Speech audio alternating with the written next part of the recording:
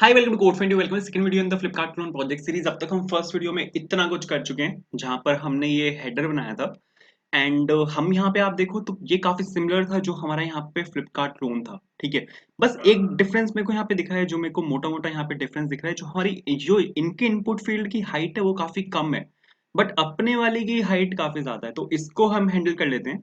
यहाँ पे अगर हम एक प्रॉपर्टी डाल दें, अगर आप यहाँ पे देखो तो हमारे हमारे पास यहाँ पे जो यहाँ पे प्रॉपर ये जो हाइट उठा रहा है इसकी वजह से हो रहा है। ये जो सर्च आइकन है यहाँ पे इसकी हाइट थोड़ी ज्यादा है, तो इसकी हाइट मेरे को यहाँ पे काम करनी पड़ेगी। जो सर्च आइकन रैपर है, ठीक है, ये जो यहाँ पे सर्च आइकन रैपर है, इसमें अगर मैं डिस्प्ले फ्लैग्स डाल दूंगा, डिस्प्ले फ्लैग्स जो होता है, तो डिस्प्ले फ्लैग्स मैंने यहाँ पे डाला चला के। अगर मैं आपको यहाँ पे देखो तो आपकी जो हाइट है इस टाइम पे बिल्कुल कम हो चुकी है। यहाँ पे आप देखो तो काफी सिमिलर है। ठीक है, अब हम इसके आगे यहाँ पे काम करेंगे। अब मेरे को यहाँ पे अगला अपना कंपोनेंट बनाना है, जो कि ये वाला कंपोनेंट होगा।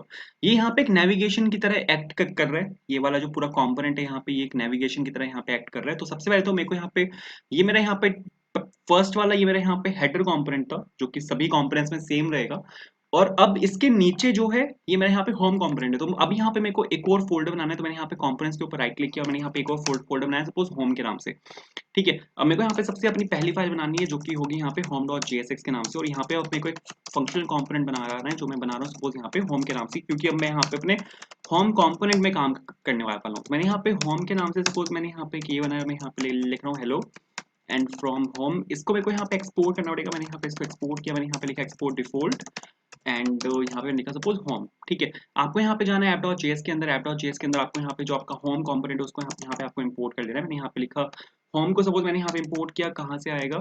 ये आएगा आपका सेम फोल्डर के अंदर से। यहाँ पे आपका एक फोल्डर है कंपोनेंट्स के नाम से, उसके बाद यहाँ पे इसके अंदर एक फोल्डर है होम के नाम से, इसके अंदर यहाँ पे आपके पास एक फाइल है home.jsx के नाम से, इसके अंदर से आएगा। और यहाँ पे इसके जस्ट नीचे आपको यहाँ पे लिखना है होम विद फॉरवर्ड स्लैश। मैंने यहाँ पे as a self closing tag यहाँ पे होम को मैंने रेंडर कराया। अभी अगर आप यहाँ पे देखोगे तो मेरे पास यहाँ पे होम आना चाहिए, बट होम मेरे को यहाँ पे दिख नहीं रहा। आप अगर यहाँ पे देखो तो मैंने यहाँ पे बिल्कुल परफेक्टली होम डाला है, और यहाँ पे अगर आप देखोगे तो होम यहाँ पे बिल्कुल परफेक्ट है, बट यहाँ पे दिख नहीं रहा। इसका एक रीजन है।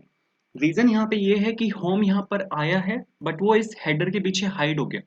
अगर मैं आपको यहाँ पे दिखाऊँ ना, आप यहाँ पे देखो, यहाँ पे आया हेलो फ्रॉम होम, बट आप यहाँ पे देखो इसकी लोकेशन अगर आप देखो तो ये हेडर के पीछे यहाँ पे हाइड हो चुका है। ऐसा क्यों हुआ है? क्योंकि जो यहाँ पे ऐप बार होता है, ये यहाँ पे ऐप बार है।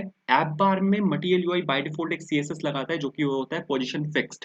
आप यहाँ पे देखो, ये यहाँ पे सीएसएस लगाता है जो कि होता है पोजीशन फिक्स्ड। अगर मैं पोजीशन फिक्स को यहाँ से हटा दूं तो आप यहाँ पे जो आपका कंपोनेंट है वो आपको यहाँ पे दिखेगा। एक सेकंड, कहीं पे और भी पोजीशन फिक्स लगा हुआ है क्या? मेरे को देखना पड़ेगा। ठीक है, मेरे को बिल्कुल आइडिया नहीं है कहीं पे और कहीं पोजीशन फिक्स लगा होगा। हाँ, यहाँ पर भी पोजीशन फिक्स है। तो अब यहाँ पे देखो, यहाँ पे आ चुका है हेलो फ्रॉम होम। ठीक है, पोजीशन फिक्स हटाते ही यहाँ पे हेलो फ्रॉम होम आ चुका है, बट पोजीशन फिक्स में कुछ चाहिए यहाँ पे। आप अगर इनकी फंक्शनैलिटी देखो, इनकी आप हेडर की फंक्शनैलिटी देखो, तो अगर मैं यहाँ पे स्क्रॉल करता हूँ तो हेडर इनका फिक्स है। हेडर इनका यहाँ पे ऊपर फिक्स है, ये होता है पोजीशन फिक्स की हेल्प से। तो जो यहाँ पे मटेरियल यूआई ने बाय डिफॉल्ट लगा के भेजा है वो मेरे को चाहिए यहाँ पे, बट मेरे को ये वाला कंपोनेंट भी दिखाना है नीचे। तो अब मेरे को यहाँ पे काम करना पड़ेगा। मेरे को यहाँ पे सबसे पहले तो आ, यहाँ पे आ जाते हैं, और यहाँ पे मेरे को बॉक्स को इंपोर्ट करना है। मेरे को अब यहाँ पे एक सीएसएस डालनी पड़ेगी। मैंने सपोज यहाँ पे बॉक्स को इंपोर्ट किया। बॉक्स आपका कहाँ से आएगा? यहाँ आएगा आपका एमयूआई मटेरियल में से। और मेरे को हेडर को वहीं का वहीं रखना है। बट मेरे को अब जो हेडर के नीचे वाले जो कंपोनेंट्स है उसको मेरे को रैप करना पड़ेगा यहाँ पे बॉक्स से। ठीक है, इनको मेरे को यहाँ पे बॉक्स से रैप करना पड़ेगा, और बॉक्स में मेरे को यहाँ पे अब एक स्टाइलिंग चाहिए जहां पर मैं स्टाइल डाल सकता हूँ। एंड अगर आप एक चीज देखो तो ये वाला जो हेडर की हाइट है, ये मैंने लास्ट वीडियो में 54 पिक्सल डाली थी, तो मैं यहाँ पे डाल सकता हूँ मार्जिन टॉप 54। ठीक है, कि जितने भी सारे कंपोनेंट्स हैं मेरे हेडर को छोड़ के उन सब में एक मार्जिन आ जाए, जो कि मार्जिन टॉप, और वो मार्जिन आ जाए मेरा 54 पिक्सल्स। तो यहाँ पे आप देखो, ये यहाँ पे इस टाइम पे बिल्कुल परफेक्टली आया। तो ये तो बिल्कुल ठीक है। अब मेरे को यहाँ पे जो होम कंपोनेंट है मेरा, इसमें मेरे को यहाँ पे पी टैग नहीं चाहिए। सबसे पहले तो ये यहाँ से जो क्लास नेम है ऐप, इसको यहाँ से हटाते हैं, इसकी हमें यहाँ पे कोई जरूरत नहीं है। इसको यहाँ से मैंने हटाया, तो अब ये यहाँ पे लेफ्ट हैंड साइड आना चाहिए। बिल्कुल सही है, क्योंकि जो हमारे यहाँ पे ऐप जो क्लास लगी हुई थी, बाय डिफॉल्ट एक क्लास आती है app dot C S S के अंदर, और यहाँ पे ऐप क्लास क्या करती है, टेक्स्ट लाइन सेंटर करती है, जिसकी वजह से हेलो फ्रॉम होम मेरे को सेंटर सेंटर में दिख रहा था, बट इसकी मेरे को यहाँ पे जरूरत नहीं है। अभी हमने यहाँ से app.js से हमने यहाँ से ये हटा दिया app.css, और इन सब की अब मेरे को यहाँ पे कोई जरूरत नहीं है, तो इसको भी हटा देते हैं। बिल्कुल सही है। तो सर ये तो बिल्कुल परफेक्ट चल रहा है। मेरे को यहाँ पे होम कंपोनेंट के अंदर अब मेरे को यहाँ पे काम है। अब मेरे को यहाँ पे कंपोनेंट बनाना है। आप अगर यहाँ पे देखो तो ये मेरा यहाँ पे पूरा होम कंपोनेंट होगा नीचे तक। ठीक है, अब इस होम कंपोनेंट के अंदर मेरे पास कंपोनेंट्स हैं, जैसे ये वाला अलग कंपोनेंट है, फिर ये अलग कंपोनेंट है, इसके नीचे यहाँ पे अलग कंपोनेंट है। तो ये वाला जो कंपोनेंट है मेरे को यहाँ पे ये वाला कंपोनेंट बनाना है। तो ये वाला जो कंपोनेंट होगा मेरा, वो होगा नैप बार के नाम से। मैं सपोज इसको बना रहा हूँ यहाँ पे नैप बार के नाम से। मैंने यहाँ पे लिखा नैप बार डॉट जेएसएक्स, और मैं यहाँ पे एक फंक्शनल कंपोनेंट बना रहा हूँ इसको नैप बार के नाम से, क्योंकि वो एक्चुअल में एक नेविगेशन बार ही है। ठीक है, वो वहाँ पे एक्चुअल में एक नेविगेशन बार है। मैंने सपोज यहाँ पे लिखा div, तो मैंने यहाँ पे लिखा हेलो फ्रॉम नैप। ठीक है, इसको यहाँ से एक्सपोर्ट किया मैंने यहाँ पे इसको एक्सपोर्ट किया, एक्सपोर्ट डिफॉल्ट, और ये हो जाएगा आपका यहाँ पे nav bar with capital B. बिल्कुल ठीक है। अब मेरे को इसको इंपोर्ट करना है होम डॉट जेएसएक्स के अंदर, तो मेरे को यहाँ पे आना पड़ेगा। और मैं सपोज यहाँ पे कमेंट डाल रहा हूँ कि ये सपोज मेरे यहाँ पे सभी हैं कंपोनेंट इंपोर्ट। मैंने यहाँ पे लिखा कंपोनेंट्स, ठीक है, और मैंने यहाँ पे सपोज इंपोर्ट किया, मैंने यहाँ पे इंपोर्ट किया नैप बार को। जो मेरा यहाँ पे नैप बार कंपोनेंट, वो मैंने यहाँ पे इंपोर्ट किया। कहाँ से आएगा? सेम फोल्डर के अंदर से आएगा। तो यहाँ पे नैप बार को मैंने इंपोर्ट किया। मेरे को यहाँ पे पी टैग नहीं चाहिए, इस पी टैग की जगह मैं यहाँ पे डाल रहा हूँ अब नैप बार।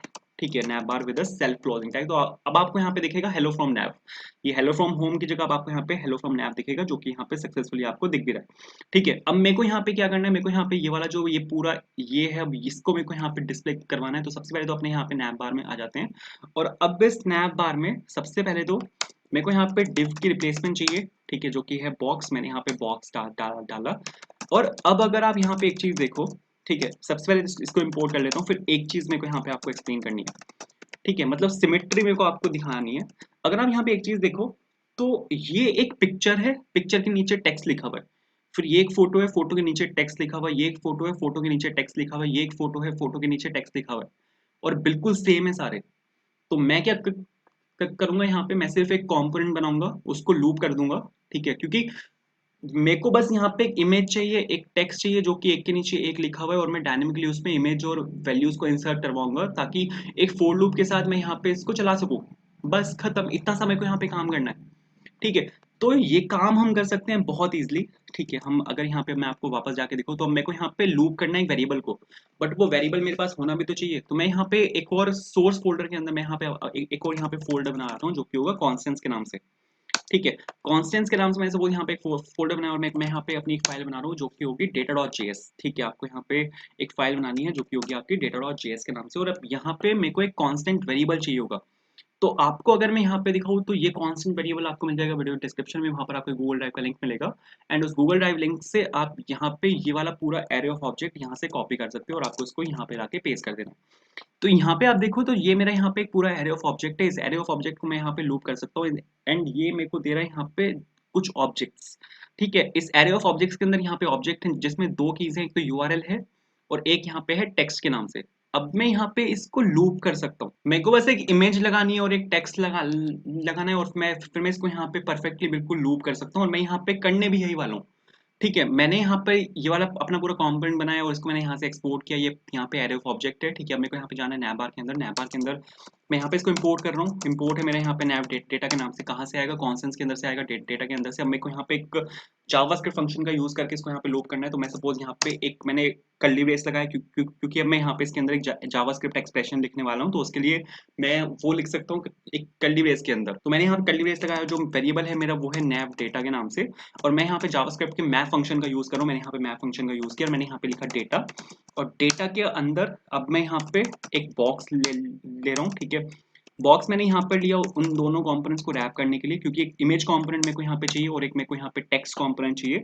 तो मेरे को यहाँ पे इमेज चाहिए, इमेज एसआरसी, और यहाँ पे ऑल्ट करके मेरे को यहाँ पे एक चीज चाहिए होगी। सपोज नेविगेशन ले लेते हैं, या नैव ले लेते हैं, खाली नैव भी चलेगा। ठीक है, और ये बिल्कुल ठीक है। अब मेरे को यहाँ पे एक टेक्स्ट भी चाहिए। टेक्स्ट के लिए हम मैं यहाँ पे अभी के लिए पे टाइप दे रहा हूँ, इसके अंदर मेरे को यहाँ पे कुछ डलवाना है। तो जो सारा डेटा था मेरा, ये पूरा एरे ऑफ ऑब्जेक्ट वो नैव डेटा के अंदर था। मैंने यहाँ पे इसको लूप किया, और यहाँ पे लूप करके अब एक एक ऑब्जेक्ट में निकाल रहा हूँ। तो यहाँ पे मैंने क्या किया, इस नैव डेटा जो मेरा यहाँ पे एरे ऑफ ऑब्जेक्ट है, इसको मैंने यहाँ पे लूप किया, और अब इस लूप करने के बाद मेरे पास यहाँ पे फर्स्ट ऑब्जेक्ट आ चुका है। ठीक है, फर्स्ट ऑब्जेक्ट के अंदर मेरे पास यहाँ पे दो फील्ड्स हैं, एक यूआरएल है, एक टेक्स्ट है। यूआरएल के अंदर मेरे पास यहाँ पे इमेज है, टेक्स्ट के अंदर मेरे पास यहाँ पे टेक्स्ट है। तो अब मैं यहाँ पे एक काम कर सकता हूँ, मैं यहाँ पे डायरेक्टली लिख सकता हूँ एसआरसी के अंदर डेटा डॉट यूआरएल। ठीक है, और पी टैग के अंदर मैं यहाँ पे डाल सकता हूँ डेटा डॉट टेक्स्ट। परफेक्ट है। चला के अगर मैं आपको यहाँ पे दिखाऊंगा ना, बिल्कुल परफेक्ट चलेगा। एक सेकंड वापस आते हैं, तो आप यहाँ पे देखो बिल्कुल परफेक्ट चल रहा है। ठीक है, ये जितनी भी यहाँ पे सीएसएस मेरे को यहाँ पे हैंडल करनी पड़ेगी मेरे को पता है, बट अगर आप इसको एक एक नज़र देखो तो ये बिल्कुल परफेक्ट चल रहा है, ठीक है। तो सर ये तो बिल्कुल ठीक है, मेरे को यहाँ पे इसकी सीएसएस को हैंडल करना पड़ेगा, तो सीएसएस को हैंडल कर लेते हैं। उसके लिए मेरे को यहाँ पे जो स्टाइल कंपोनेंट है अपना उसको उसका यहाँ पे यूज़ करना पड़ेगा। मैंने यहाँ पे स्टाइल को इंपोर्ट किया। आई होप आपको समझ आया होगा कि मैंने यहाँ पे क्या किया है, ठीक है। और सपोज मैंने यहाँ पे ये लिखा और मैं यहाँ पे कंपोनेंट के नाम से एक ये बना रहा हूँ, मैंने यहाँ पे सपोज स्टाइल लिखा। स्टाइल के बाद मेरे को यहाँ पे जो रैपर बॉक्स है उसके ऊपर मेरे को यहाँ पे सीएसएस डालनी है। सबसे पहले तो मेरे को यहाँ पे इनको एक लाइन में लेके आना है, तो इसके लिए मेरे को यहाँ पे लिखना पड़ेगा डिस्प्ले फ्लेक्स। डिस्प्ले फ्लेक्स क्या करेगा, डिस्प्ले फ्लेक्स इनको एक लाइन में ले आएगा, ठीक है। तो मैंने यहाँ पे कंपोनेंट को इससे सपोज यहाँ पे रिप्लेस किया बॉक्स से, एंड चला के अगर मैं आपको यहाँ पे दिखाऊँ तो अब ये एक लाइन में आने चाहिए। आप यहाँ पे देखो ये अब यहाँ पे एक लाइन में आ चुके हैं, जो कि बिल्कुल ठीक है। मेरे को इसकी जो विड्थ है इमेज की उसको यहाँ पे सेट करना है, तो एक काम करो, मैं यहाँ पे स्टाइल डाल रहा हूँ क्योंकि वो इमेज काफी बड़ी है वहाँ पे, तो स्टाइल के अंदर मैं यहाँ पे विड्थ डाल रहा हूँ सपोज इसकी 64 पिक्सल्स, ठीक है, ताकि इमेज की जो विड्थ है ना वो थोड़ी सी छोटी हो जाए, बिल्कुल ठीक है। तो इमेज की विड्थ यहाँ पे छोटी हो चुकी है, मेरे को यहाँ पे थोड़ा सा मार्जिन चाहिए, ठीक है। तो सबसे पहले तो आप अगर यहाँ पे देखो तो ऊपर से मेरे को यहाँ पे मार्जिन चाहिए होगा, ऊपर से मैं मार्जिन डाल रहा हूँ इसका 55 पिक्सल्स। राइट से मेरे को थोड़ा सा यहाँ पे मार्जिन चाहिए होगा, तो राइट से सपोज मार्जिन डाल रहा हूँ मैं 130 पिक्सल्स, ठीक है। बॉटम से मेरे को कोई मार्जिन नहीं चाहिए, बॉटम से मैं जीरो ले रहा हूँ। जो जो मार्जिन मैंने लेफ्ट राइट से लिया था वही सेम मार्जिन मेरे को लेफ्ट से चाहिए, क्योंकि आप अगर यहाँ पे देखो तो इनका लेफ्ट और राइट से काफी मार्जिन है, और ये जो मार्जिन है ना यहाँ पे 130 पिक्सल्स है, तो मेरे को बिल्कुल सेम मार्जिन चाहिए यहाँ पे लेफ्ट से भी। तो मैंने यहाँ पे ये लिखा, तो अभी अगर आप देखो तो ये बिल्कुल परफेक्ट चल रहा है, आप यहाँ पे देखो बिल्कुल सही है। तो ये तो बिल्कुल ठीक है, बट अभी अगर मैं आपको यहाँ पे एक चीज दिखाऊँ ना, अगर मैं यहाँ पे आपको इसको हटा के दिखाता हूँ तो ये सिर्फ यहीं तक जा रहा है। मेरे को यहाँ पे जस्टिफाई कंटेंट करना पड़ेगा इसको, जस्टिफाई और कंटेंट मैंने यहाँ पर किया, और मैं यहाँ पे डाल रहा हूँ स्पेस बिटवीन। स्पेस बिटवीन क्या करेगा, ये यहाँ पे इन सभी कंपोनेंट्स के बीच में स्पेस डाल देगा, इवनली स्पेस। तो आप अगर देखोगे यहाँ पे तो ये इन सभी कंपोनेंट्स के बीच में इवन स्पेस डाल देगा कुछ इस तरह से। तो सर ये तो बिल्कुल ठीक है, यहाँ पे हम एक काम कर सकते हैं कि इसमें मेरे को थोड़ी सी पैडिंग चाहिए, पैडिंग डाल के ये चीज़ ठीक हो जाएगी। तो मैं यहाँ पे एक और ये ले रहा हूँ, कॉन्स लिया सपोज मैंने यहाँ पे कंटेनर के नाम से, और यहाँ पे मैंने स्टाइल डाला, स्टाइल मैंने यहाँ पे बॉक्स लिखा, बिल्कुल सही है। और बॉक्स के अंदर मैं सपोज यहाँ पे डाल रहा हूँ पैडिंग, ठीक है। कुछ पैडिंग मैं यहाँ पे डाल रहा हूँ, ऊपर से मैं डाल रहा हूँ 12 पिक्सल्स, और राइट और लेफ्ट से मैं यहाँ पे डाल रहा हूँ 88 पिक्सल्स, ठीक है। और मैंने यहाँ पे बॉक्स को मैंने यहाँ पे इस कंटेनर से रिप्लेस मार दिया। तो अभी अगर आप देखोगे तो ये ऊपर से थोड़ा सा नीचे हो चुका होगा, ठीक है, और ये काफी सही आएगा। तो यहाँ से अभी अगर आप देखो तो हमारा यहाँ पे काफी सिमिलर आ चुका है, बट ये जो टेक्स्ट है ना, टेक्स्ट और इमेज के बीच में काफी स्पेस है, इसको मेरे को यहाँ पे अभी चेंज करना है, इसको चेंज कर लेंगे, कोई भी प्रॉब्लम नहीं है। बट अगर आप यहाँ पे देखो तो हम काफी इसके क्लोज आ चुके हैं, ठीक है। तो सबसे पहले तो टेक्स्ट को मेरे को यहाँ पे चेंज करना है, तो यहाँ पे मैं एक क्लास बना रहा हूँ सपोज टेक्स्ट के नाम से, ठीक है। और ये जो स्टाइल्ड है यहाँ पे, और बिल्कुल ठीक है। अब अगर आप यहाँ पे देखो तो यहाँ पे मैंने पी कंपोनेंट का यूज किया हुआ है, पी का मेरे को यहाँ पे यूज नहीं करना, मैं यहाँ पे यूज करने वाला हूँ टाइपोग्राफी का। मैंने यहाँ पे टाइपोग्राफी को लिखा है यहाँ पे, उसको मेरे को इम्पोर्ट भी करना पड़ेगा। इम्पोर्ट शायद इसने अपने आप कर दिया होगा, हाँ कर दिया इसने इम्पोर्ट। और मेरे को यहाँ पे टाइपोग्राफी के ऊपर यहाँ पे मेरे को सीएसएस लगानी है, बिल्कुल ठीक है। सबसे पहले जो यहाँ पे सीएसएस होगी, मेरे को यहाँ पे इसका फोंट साइज चेंज करना है, जो कि मैं डाल रहा हूँ यहाँ पे 14 पिक्सल। 14 पिक्सल थोड़ा छोटा हो जाएगा, मतलब बाय डिफॉल्ट वहाँ पे वो 16 पिक्सल होता है, बट 14 पिक्सल अगर आप डाल दोगे तो थोड़ा सा छोटा हो जाएगा टेक्स्ट, ठीक है। तो मैंने यहाँ पे टाइपोग्राफी को रिप्लेस किया, मैंने यहाँ पे टेक्स्ट से कंपाइल होने देते हैं, कंपाइल हो चुका है, बिल्कुल सही है। एंड यहाँ पे अगर आप देखो तो ये बिल्कुल परफेक्ट चल रहा है, ये इमेज के क्लोज आ चुका है। इमेज के क्लोज ये टेक्स्ट की वजह से नहीं आया, इमेज के क्लोज ये इस वजह से आया क्योंकि मैंने यहाँ पे डाला है टाइपोग्राफी। टाइपोग्राफी मार्जिन और पैडिंग को जीरो कर देता है। मैंने उससे पहले मैंने यहाँ पे पी टैग डाला हुआ था, पी टैग थोड़ा सा मार्जिन उठाता है, इसी वजह से यहाँ पे इमेज और टेक्स्ट के बीच में गैप था, बट अब मैंने टाइपोग्राफी का यूज किया, टाइपोग्राफी मार्जिन पैडिंग बिल्कुल जीरो कर देता है, तो इस वजह से यहाँ पे अब इन दोनों के बीच में कोई भी टेक्स्ट नहीं है, ठीक है। बट अगर आप यहाँ पे देखो तो इनका ये जो यहाँ पे टेक्स्ट है ना, ये थोड़ा सा बोल्ड है, हम यहाँ पे इसको बोल्ड कर सकते हैं। बोल्ड में हमें यहाँ पे डालना पड़ेगा फॉन्ट वेट, ठीक है। अगर आप यहाँ पे फॉन्ट वेट डाल दोगे सपोज 600 से क्या करेगा, यहाँ पे बोल्ड हो जाएगा। तो यहाँ पे सपोज ये बोल्ड हो गया, बिल्कुल ठीक है। बट ये फॉन्ट फैमिली नहीं उठा रहा। फॉन्ट फैमिली अगर आप देखो तो इनकी काफी अच्छी है, हमारी तो भाई बहुत ही तो फॉन्ट फैमिली मैं सपोज यहाँ पे कर रहा हूँ इनहेरिट, मैंने यहाँ पे कर दिया इनहेरिट, ठीक है, कि पेरेंट की फॉन्ट फैमिली उठा ले। वो पेरेंट की फॉन्ट फैमिली शायद, हाँ काफी सही। बस बट अगर आप यहाँ पे एक चीज नोटिस करो ना, तो ये यहाँ पे जो इमेज है वो यहाँ पे सेंटर अलाइन नहीं है, मतलब यहाँ पे टेक्स्ट लेफ्ट में अलाइन हुआ हुआ इमेज यहाँ पे, मतलब ये सेंटर अलाइन नहीं है। बट अगर आप यहाँ पे देखो ना तो इनका यहाँ पे बिल्कुल सेंटर अलाइन है, तो इसको भी हम यहाँ पे चेंज कर सकते हैं। इसके लिए आपको यहाँ पे एक सीएसएस प्रॉपर्टी डालनी पड़ेगी, जो कि होता है टेक्स्ट अलाइन। इन दोनों का जो रैपर है वहाँ पे मैं टेक्स्ट अलाइन डाल रहा हूँ, ताकि ये टेक्स्ट को और इमेज को दोनों को सेंटर अलाइन कर दे। तो मैंने यहाँ पे आप डाला और यहाँ पे आप देखो इसने यहाँ पे दोनों को सेंटर लाइन कर दिया। बिल्कुल ठीक है, तो नैप बार का काम अपना यहाँ पे खत्म होता है। ये बिल्कुल परफेक्ट चल रहा है। मेरे को यहाँ पे नेक्स्ट जो कंपोनेंट बनाना है वो ये वाला कंपोनेंट है। ये क्राउजल कंपोनेंट है। आप अगर यहाँ पे देखो तो हम इसको पकड़ के यहाँ पे आगे भी check कर सकते हैं। ये होता है हमारे यहाँ पे क्राउजल, मतलब इसकी जो टेक्निकल टर्म है हम इसको क्राउजल बोलते हैं। ठीक है, हमें बनाना है यहाँ पे। तो इसको बनाने से पहले if you are new to the channel then please consider subscribing. अगर आपने अब तक चैनल को सब्सक्राइब नहीं किया कर देना। अगर आपको वीडियो पसंद आए तो यार लाइक भी करना। इसको बनाने के लिए मैं यहाँ पे यूज करने वाला हूँ एक लाइब्रेरी है हमारे पास जो हमें ये क्राउजल देती है, जिसका नाम है रिएक्ट मल्टी क्राउजल। तो मैंने सपोज यहाँ पे लिखा रिएक्ट मल्टी क्राउजल एंड ये यहाँ पे इसकी npm इंस्टॉलेशन है। ठीक है, अगर आप यहाँ पे देखो तो इसमें मेरे को कुछ चेंजेस करने पड़ेंगे। मतलब ये हमें दे देता है क्राउजल कंपोनेंट, बट ठीक है इसमें कुछ चेंजेस करने पड़ेंगे। मतलब ये कुछ इस तरह का होता है। आप यहाँ पे देखो तो ये बिल्कुल परफेक्ट इन्होंने यहाँ पे इसका डेमोन्स्ट्रेशन दिया हुआ है। ठीक है, इसको देखते हैं। तो सबसे पहले तो मेरे को यहाँ से इसको कॉपी कर लेना है। इसको मेरे को यहाँ पे इंस्टॉल कराना है। आपको यहाँ पे एक लाइब्रेरी को इंस्टॉल कराना पड़ेगा। तो आपको यहाँ पे लिखना है npm install react hyphen multi hyphen carousel। ठीक है, और इस लाइब्रेरी को आपको यहाँ पे इंस्टॉल करा लेना है। लाइब्रेरी यहाँ पे इंस्टॉल हो चुकी है। आप यहाँ पे देखो तो इसका शायद 3.3.3 वर्जन चल रहा है, नहीं 2.8.0 है। ठीक है, रिएक्ट मल्टी ब्राउजर का जो यहाँ पे वर्जन इंस्टॉल हुआ है वो है 2.8.0। ठीक है, बिल्कुल सही है। अब मेरे को यहाँ पे इसके साथ अब वर्क करना है। तो सबसे पहले मेरे को यहाँ पे होम कंपोनेंट के अंदर यहाँ पे एक और फाइल बनानी पड़ेगी। ये हमारे कुछ बैनर्स हैं। तो मैंने यहाँ पे एक फाइल बनाई, एक कंपोनेंट बना रहा हूँ मैं यहाँ पे बैनर डॉट जेएसएक्स के नाम से। मैंने यहाँ पे लिखा banner equals to this and perfect. Return किया मैंने यहाँ से सपोज पी टैग के अंदर मैंने यहाँ पे लिखा हेलो, और यहाँ पे आ जाएगा आपका एक्सपोर्ट डिफॉल्ट। ठीक है, एक्सपोर्ट एंड बैनर। सही है सर, बिल्कुल ठीक है। मेरे को यहाँ पे होम में जाना है आप वापस, और होम में मेरे को यहाँ पे लिखना है इंपोर्ट और बैनर। कहाँ से आएगा? ये आएगा आपका बैनर के अंदर से। अरे परफेक्ट, बैनर के अंदर से आएगा। और मेरे को इसको नैप बार के जस्ट नीचे मेरे को इसको यहाँ पे डिस्प्ले करवाना है। ठीक है, आप अगर यहाँ पे देखो तो नैप बार के जस्ट नीचे अब मेरे को यहाँ पे इसको डिस्प्ले करवाना पड़ेगा, जो कि बिल्कुल यहाँ पे परफेक्ट है।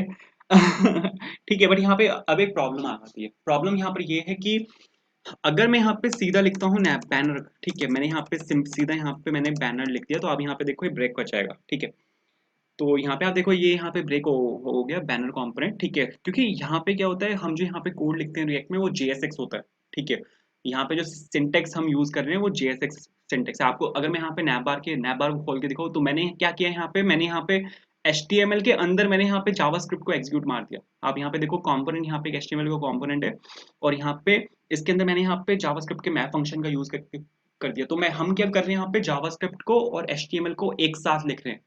ये होता है JSX के थ्रू। हम यहाँ पे JSX के सिंटेक्स का यूज कर रहे हैं। ठीक है, बट JSX के साथ एक प्रॉब्लम आती है। प्रॉब्लम JSX के साथ ये आती है कि आप JSX के साथ दो पेरेंट कंपोनेंट्स को रिटर्न नहीं कर सकते। यहाँ पे आप देखो नैप बार भी यहाँ पे एक पेरेंट कंपोनेंट है और बैनर भी यहाँ पे एक पेरेंट कंपोनेंट है, और मैं यहाँ पे दोनों कंपोनेंट्स को रिटर्न कर रहा हूँ, ऐसा नहीं होता। तो आपको यहाँ पे इनको रैप करना होता है। ठीक है, मतलब आपको यहाँ पे सिर्फ एक पेरेंट कंपोनेंट को रिटर्न करना है। तो मैं यहाँ पे इनको रैप कर रहा हूँ। रैप किया है सपोज मैंने यहाँ पे इनको डिव की हेल्प से। ठीक है, मैंने क्या किया यहाँ पे, मैंने दोनों कंपोनेंट्स को डिव के अंदर रैप मार दिया। बिल्कुल ठीक है, डिव के अंदर मैंने यहाँ पे अपने दोनों कंपोनेंट्स को रैप मार दिया। एंड नैप बार और बैनर जैसे मैंने यहाँ पे डिव के अंदर रैप मारे, तो अब मैं यहाँ पे सिर्फ एक पेरेंट कंपोनेंट को रिटर्न कर रहा हूँ, जो कि है यहाँ पे डिव। अब डिव के अंदर ये दोनों चाइल्ड कंपोनेंट्स हैं। पहले क्या था, पहले यहाँ पे जब डिव नहीं था तो ये दोनों पेरेंट कंपोनेंट थे। ये अपने आप में पेरेंट कंपोनेंट था, ये अपने आप में पेरेंट कंपोनेंट था। बट अब यहाँ पे डिव एक कंपोनेंट रिटर्न हो रहा है, ये और ये दोनों अब यहाँ पे डिव के चाइल्ड कंपोनेंट्स हैं। तो इस वजह से बिल्कुल परफेक्ट चल रहा है। बट अब यहाँ पे एक प्रॉब्लम है। प्रॉब्लम यहाँ पर ये है कि ये डिव मैं चाहता नहीं था कि मैं यहाँ पे एक डिव लगाऊं। ठीक है, क्योंकि मेरी तो रिक्वायरमेंट ही नहीं है कि मैं यहाँ पे डिव लगाऊं। JSX ने मेरे को फोर्स किया है कि ब्रो आपको इनको रैप करना पड़ेगा किसी एक कंपोनेंट के साथ, तो उस वजह से मेरे को यहाँ पे डिव लगाना पड़ा। अब इसकी वजह से क्या हुआ, ठीक है, आप यहाँ पे देखो आपको यहाँ पे हेलो दिखना स्टार्ट हुआ। बट इसकी वजह से क्या हुआ कि आपको यहाँ पे HTML के अंदर आपको यहाँ पे एक एक्स्ट्रा डिव दिख रहा है।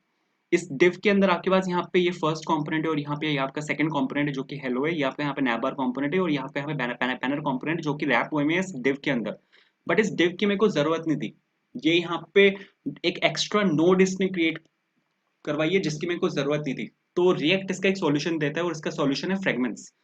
आप यहाँ पे एक कंपोनेंट होता है हमारे पास रिएक्ट के अंदर जो कि होता है फ्रेगमेंट्स के नाम से। आप यहाँ पे उसको वो कर सकते हो, इसको यहाँ पे आप इंपोर्ट कर सकते हो फ्रेगमेंट को, और आप यहाँ पे फ्रेगमेंट को डाल सकते हो। फ्रेगमेंट का फायदा क्या होता है, फ्रेगमेंट के दो फायदे होते हैं।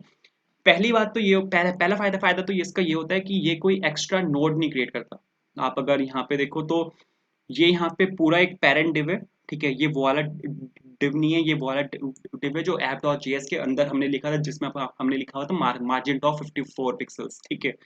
उसके अंदर अगर आप यहाँ पे देखो तो ये यहाँ पे हमारा नैव बार वाला डिव है, और ये हमारे यहाँ पे बैनर वाला पी टैग है, ठीक है। तो इसने यहाँ पे कोई एक्स्ट्रा नोड नहीं क्रिएट की।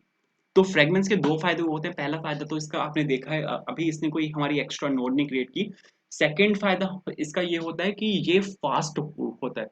आपके पास यहाँ पे दो ऑप्शन है कि आप यहाँ पे इसको रैप कर सकते हो डिव के साथ, ठीक है। अगर आप मटेरियल यूआई का यूज करें तो आप यहाँ पे बॉक्स का भी यूज कर सकते हो। दूसरा आपके पास ऑप्शन ये है कि आप यहाँ पे यूज कर सकते हो फ्रेगमेंट्स का। फ्रेगमेंट्स जो होते हैं वो HTML से फास्ट होते हैं। अगर आप यहाँ पे डिव का यूज कर रहे हो तो फ्रेगमेंट्स फास्ट होते हैं आपके डिव से, कंपैरेटिवली डिव से फास्ट होते हैं फ्रेगमेंट्स। तो आप यहाँ पे फ्रेगमेंट्स का यूज कर सकते हो। बट लेटेस्ट रिएक्ट के वर्जन में फ्रेगमेंट्स की एक सिंटैक्टिकल इंप्रूवमेंट आई है। आपको अब यहाँ पे फ्रेगमेंट्स लिखने की जरूरत नहीं है। आप अगर यहाँ पे एम्प्टी एंगल ब्रैकेट्स भी छोड़ोगे तो भी चलेगा, ठीक है। तो यहाँ पे इसको मैंने किया, इसकी यहाँ पे इंपोर्ट हटा देते हैं। आप यहाँ पे देखो बिल्कुल परफेक्टली चल रहा है, कोई भी इशू नहीं है। अब यहाँ पे मेरे को क्या करना है, अब यहाँ पे मेरे को एक क्राउजल बनाना है। तो क्राउजल बनाने के लिए हमने लाइब्रेरी तो ऑलरेडी इंस्टॉल कराई हुई है, ठीक है। तो सबसे पहले तो यहाँ पे जाना है मेरे को बैनर के अंदर। मेरे को यहाँ पे जो लाइब्रेरी मैंने इंस्टॉल कराई हुई थी उसके अंदर से हमें एक फाइल मिलती है। आपको अगर मैं यहाँ पे इसके इम्प्लीमेंटेशन पे लेके जाऊँ, ठीक है, तो थोड़ा सा नीचे मेरे को यहाँ पे आना पड़ेगा। सबसे पहले आपको यहाँ पे इसको इंस्टॉल कराना है जो हम ऑलरेडी करा चुके हैं। उसके बाद हमें यहाँ पर एक क्राउजल के नाम से एक कॉम्पोनेंट मिलता है। तो इस क्राउजल कंपोनेंट का हम यहाँ पे यूज करेंगे। ये कहाँ से आएगा जी, आएगा आपका जो लाइब्रेरी आपने अभी भी यहाँ पे इंस्टॉल कराई है जो कि है रिएक्ट मल्टी क्राउजल। इसके अंदर से आप यहाँ पे क्राउजल को इंपोर्ट कर सकते हो, ठीक है। एक सेकंड यहाँ पर देख लेते हैं, एरर्स का पता लगता रहेगा, बिल्कुल ठीक है। उसके बाद आप यहाँ पे डायरेक्टली क्राउजल यहाँ पे कंपोनेंट है तो आप यहाँ पे डायरेक्टली इसको एक क्राउजल की तरह यहाँ पे यूज कर सकते हैं, कंपोनेंट की तरह, ठीक है। चला के अगर मैं आपको यहाँ पे दिखाऊँ तो आपको इस टाइम पे यहाँ पे हेलो दिखना चाहिए, एंड यहाँ पे ब्रेक कर गया। ब्रेक ये इसलिए वो होगा क्योंकि मैंने क्राउजल कंपोनेंट के अंदर कुछ पास नहीं किया। रिस्पॉन्सिवनेस और ठीक है, कुछ यहाँ पे प्रॉप्स हैं जो यहाँ पे पास करने जरूरी हैं, ठीक है। जैसे रिस्पॉन्सिव प्रॉप इज नेडेड और ये सब यहाँ पे प्रॉप्स हैं, ठीक है। अभी तो ये इसलिए ब्रेक हुआ है क्योंकि रिस्पॉन्सिव प्रॉप यहाँ पे जरूरी होता है। अब यहाँ पे कुछ हम प्रॉप्स पास करते हैं। जैसे रिस्पॉन्सिव जो यहाँ पे प्रॉप होता है ये इसकी मांग कर रहा है कि आपको ये वाला प्रॉप चाहिए। तो हम यहाँ पे एक काम कर सकते हैं, इसको यहाँ से मैं कॉपी कर लेता हूँ। आप यहाँ पे इसको टाइप भी कर सकते हो, ज़्यादा बड़ा नहीं है, ठीक है। तो यहाँ से सपोज इसको मैंने यहाँ पे पेस्ट किया। इसके बाद रिस्पॉन्सिवनेस ये होती है कि आपको इन स्क्रीन पे, desktop screen, tablet screen, mobile screen और सुपर लार्ज डेस्कटॉप स्क्रीन पे कितने इमेजेस दिखानी है एक बारी में। जैसे यहाँ पे आप देखो ये दिखा रहा है आइटम 5 आपको दिखानी है, 5 आइटम्स दिखाने हैं, 3 आइटम दिखाने हैं, 2 आइटम दिखाने हैं, 1 आइटम दिखाने हैं, कितने आपको आइटम्स दिखाने हैं। तो सबसे पहले तो सुपर लार्ज डेस्कटॉप की मेरे को यहाँ पे जरूरत नहीं है क्योंकि हमारी एप्लीकेशन वहाँ पे रन नहीं होगी, वो बहुत रेयर केस होता है। दूसरी चीज, मेरे को हमेशा एक ही आइटम दिखाना है, ठीक है। चाहे वो लार्ज स्क्रीन हो स्मॉल स्क्रीन हो, मेरे को सिर्फ एक ही बैनर दिखाना है एक टाइम पे। तो यहाँ पे रिस्पॉन्सिवनेस जो प्रॉप है इसको आपको यहाँ से कॉपी कर लेना है और आपको यहाँ पे इसके अंदर यहाँ पे पास करना है एज अ प्रॉप। तो मैंने यहाँ पे लिया इसको रिस्पॉन्सिव, और रिस्पॉन्सिव में मैंने यहाँ पे रिस्पॉन्सिव पास किया, ठीक है। तो अब देख लेते हैं अब ये नेक्स्ट कौन से प्रॉप की मांग कर रहा है। ठीक है, फिर से फट गया। ये बोल रहा है can not read properties of undefined reading length, ठीक है। यहाँ पे शायद एक प्रॉपर्टी हमारे पास होती है, ठीक है, उसके लिए ब्रेक हो गया। तो सबसे पहले तो मेरे को यहाँ पे कुछ प्रॉपर्टीज को डालना पड़ेगा। अब यहाँ पे सबसे पहले तो मेरे को बैनर्स चाहिए, बट अभी यहाँ पे मेरे को क्या करना है, अभी यहाँ पे मेरे को इमेजेस चाहिए। आप अगर यहाँ पे देखो तो ये यहाँ पे अपने जो बैनर्स हैं उनको यहाँ पे शो कर रहे हैं, सेम बैनर्स मेरे को यहाँ पे चाहिए। तो बैनर्स के लिए आपको जाना है वीडियो डिस्क्रिप्शन में, वहां पर आपको गूगल ड्राइव का लिंक मिलेगा। उस लिंक के अंदर आपको ये वाला टेक्स्ट मिलेगा और इसके अंदर से आपको ये वाला जो ऑब्जेक्ट है इसको यहाँ से कॉपी कर लेना है। वापस आना है आपको अपने यहाँ पे कोड में, और आपको यहाँ पे जो आपका डेटा डॉट जेएस वाली फाइल है इसके अंदर जाना है और यहाँ पे आपको एक और ऑब्जेक्ट को प्लेस कर देना है जो कि होगा आपका यहाँ पे बैनर डेटा के नाम से। इसके बाद आपको यहाँ पे बैनर के अंदर आना है और आपको यहाँ पे इंपोर्ट कर लेना है, ठीक है। किस चीज़ को आपको यहाँ पे इंपोर्ट करना है, आपके उस वाले ऑब्जेक्ट को जो कि है आपका यहाँ पे बैनर डेटा के नाम से। कहाँ से आएगा, कॉन्स्टेंट्स के अंदर से आएगा, डेटा के अंदर से आएगा। एंड अगर आप यहाँ पे इसको एक बार देखो तो यहाँ पे यूआरएल हमारे पास एक की है जिसका हम यहाँ पे यूज कर सकते हैं। तो मेरे को यहाँ पे कुछ नहीं करना, मेरे को यहाँ पे सबसे पहले तो ब्राउजर के अंदर जाना है और ब्राउजर के अंदर मेरे को अब यहाँ पे जो मेरा बैनर वाला डेटा है उसको यहाँ पे लूप करना है। मैंने यहाँ पे लिखा बैनर डेटा डॉट मैप, ठीक है, और यहाँ पे सपोज डेटा लिखा मैंने, बिल्कुल ठीक है, और इस डेटा के अंदर मेरे को यहाँ पे सिंपल इमेज डालनी है, ठीक है। तो मैंने यहाँ पे लिखा imgsrc और इज इक्वल्स टू डेटा के अंदर एक URL एक की है, ठीक है, और इसके अंदर यहाँ पे सपोज मैंने लिखा यहाँ पे बैनर, ठीक है, ऑल्ट करके बैनर और सेल्फ क्लोजिंग टैग के साथ मैंने यहाँ पे इसको क्लोज किया। तो अब यहाँ पे क्या किया मैंने, यहाँ पे मैंने अपने सभी बैनर्स को लूप किया और उसको क्राउजल के अंदर ऐड कर दिया मैंने। तो अब अभी अगर आप यहाँ पे देखो तो ये बिल्कुल यहाँ पे परफेक्टली आया है। तो ठीक है, ये तो यहाँ पे परफेक्टली बिल्कुल आ चुका है। अब मेरे को यहाँ पे एक काम करना है। सबसे पहले तो यहाँ पे अगर आप देखो तो मेरे पास यहाँ पे सभी इमेजेस आई हैं, उसके लिए मेरे को यहाँ पे CSS को हैंडल करना पड़ेगा। वो बिल्कुल हम कर लेंगे, उसमें कोई इशू नहीं है। बट इमेज काफी बड़ी आई है, तो यहाँ पे सबसे पहले काम कर लेते हैं, जो अपनी इमेज की CSS उसको यहाँ पे ठीक कर लेते हैं। तो यहाँ पे मैं यहाँ पे अपना जो इमेज वाला कंपोनेंट है, मैं मतलब इमेज वाला कंपोनेंट नहीं बोल रहा हूँ मैं, यहाँ पे अपना जो स्टाइल कंपोनेंट है मैं यहाँ पे उसको यहाँ पे इंपोर्ट करने वाला हूँ, जो कि आएगा मटेरियल UI की हेल्प से। मटेरियल UI के अंदर यहाँ पे एक पैकेज होता है अपने पास, जो कि होता है मटेरियल के नाम से, इसके अंदर से वो आएगा, बिल्कुल ठीक है। अब मेरे को यहाँ पे इमेज के नाम से एक कंपोनेंट बनाना है, एंड यहाँ पे मैं HTML के एक इमेज का यहाँ पे यूज कर रहा हूँ, तो मेरे को यहाँ पे IMG को ऐसे यहाँ पे लिखना पड़ेगा। यहाँ पे मैंने बिल्कुल परफेक्टली लिखा। विड्थ मेरे को यहाँ पे डालनी है आपकी 100% और एक स्पेसिफिक हाइट मेरे को यहाँ पे देनी है इमेज की, जो कि होगी 180 पिक्सल्स, ठीक है। इमेज को मैंने यहाँ से सपोज कॉपी किया और मैंने यहाँ पे इमेज को यहाँ पे लाके मैंने पेस्ट कर दिया। यहाँ पे अगर आप अब देखोगे तो इमेज यहाँ पे बिल्कुल परफेक्ट आएगी। आप यहाँ पे देखो इमेज यहाँ पे बिल्कुल सही आ चुकी है, बट इमेज काफी छोटी है। 180 नहीं 280 डालते हैं, 280 आएगा यहाँ पे।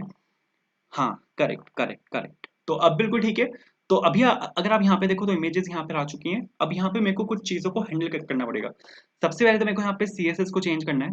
तो CSS चेंज करने के लिए आपको यहाँ पे एक ये यहाँ पे डालना पड़ेगा, ठीक है। सबसे पहले आपको यहाँ पे इंपोर्ट करना है रिएक्ट मल्टी क्राउजल को, ये यहाँ पे आ जाएगा, ठीक है। आप मैंने सपोज यहाँ पे यहाँ से इसको कॉपी किया और इसके जस्ट नीचे मैंने यहाँ पे इसको पेस्ट कर दिया, ठीक है। चला के देखते हैं, वैसे फर्क पड़ गया, हाँ इसी से फर्क पड़ गया, बढ़िया। तो ये तो बिल्कुल ठीक है। तो सर यहाँ पे ये बिल्कुल परफेक्ट आ चुका है, ठीक है। क्राउजल अपना यहाँ पे बन के बिल्कुल रेडी है। आप यहाँ पे देखो मैंने यहाँ पे कुछ भी नहीं किया, बस यहाँ पे 2-3 प्रॉप्स मेरे को चाहिए थे, कुछ और प्रॉप्स मेरे को चाहिए यहाँ पे, जैसे ये दोनों प्रॉप्स मेरे को यहाँ पे चाहिए, ठीक है। ये कुछ क्लासेस हैं यहाँ पे जो इसको हेल्प करेंगे थोड़ा सा स्मूथ बनाने में। एक क्लास और होगी यहाँ पे कंटेनर क्लास, ये क्लास मेरे को यहाँ पे चाहिए और इसको मैंने सपोज यहाँ पे पेस्ट कर दिया, ठीक है। और इसको इंडेंटेशन इसकी ठीक कर लेते हैं, यहाँ पर बिल्कुल सही है।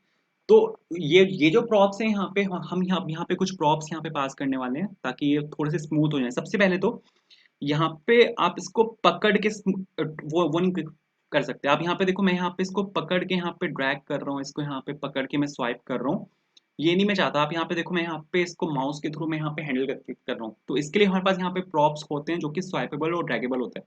मेरे को यहाँ पे स्वाइप नहीं करना, इसको ड्रैग नहीं करना, मतलब यूजर इसको स्वाइप नहीं कर सकता, ड्रैग नहीं कर सकता। ये यहाँ पे जो भी कुछ होगा यहाँ पे वो ऑटो होगा, ठीक है। वो अपने आप यहाँ पे स्वाइप होगा, अपने आप यहाँ पे ड्रैग होगा, तो आप यहाँ पे कुछ नहीं कर सकते। अब अगर मैं करने की कोशिश करूंगा तो आप यहाँ पे देखो कुछ भी नहीं हो रहा। तो इसको सबसे पहले तो इसको यहाँ पे रिफ्रेश कर लेते हैं, बढ़िया। अब यहाँ पे शो डॉट्स आता है। शो डॉट्स जो होता है यहाँ पे, अगर आप यहाँ पे देखो तो 3 डॉट्स आते हैं, जितनी इमेजेस आपकी होती हैं उतनी यहाँ पे डॉट्स आती हैं, ठीक है। शो डॉट्स वैसे तो फॉल्स होता है, तो इसकी मेरे को यहाँ पे जरूरत नहीं है, ठीक है। एक एक मेरे को यहाँ पे चाहिए जो सबसे इंपॉर्टेंट है यहाँ पे, इनफाइनाइट। आप यहाँ पे देखो ये यहाँ से शुरू होके बस जितनी इमेजेस हैं वहां पे जाएगा, फिर खत्म। क्राउजल आपका यहाँ पे खत्म हो जाता है। तो मैं चाहता हूँ कि जैसे वो खत्म हो वो स्टार्टिंग से वहां पे शुरू हो जाए। तो उसके लिए इनफाइनाइट यहाँ पे हमारे पास एक प्रॉप होता है। तो इनफाइनाइट प्रॉप जैसे मैं यहाँ पे पास करूंगा, तो अब आप देखो जो फर्स्ट स्क्रीन है उसमें भी यहाँ पे लेफ्ट आ चुका है, वो राइट आ चुका है। अब चाहे जितना मर्जी आप यहाँ पे स्वाइप करो, वो फर्स्ट स्क्रीन से वहाँ पे फिर से स्टार्ट हो जाएगा।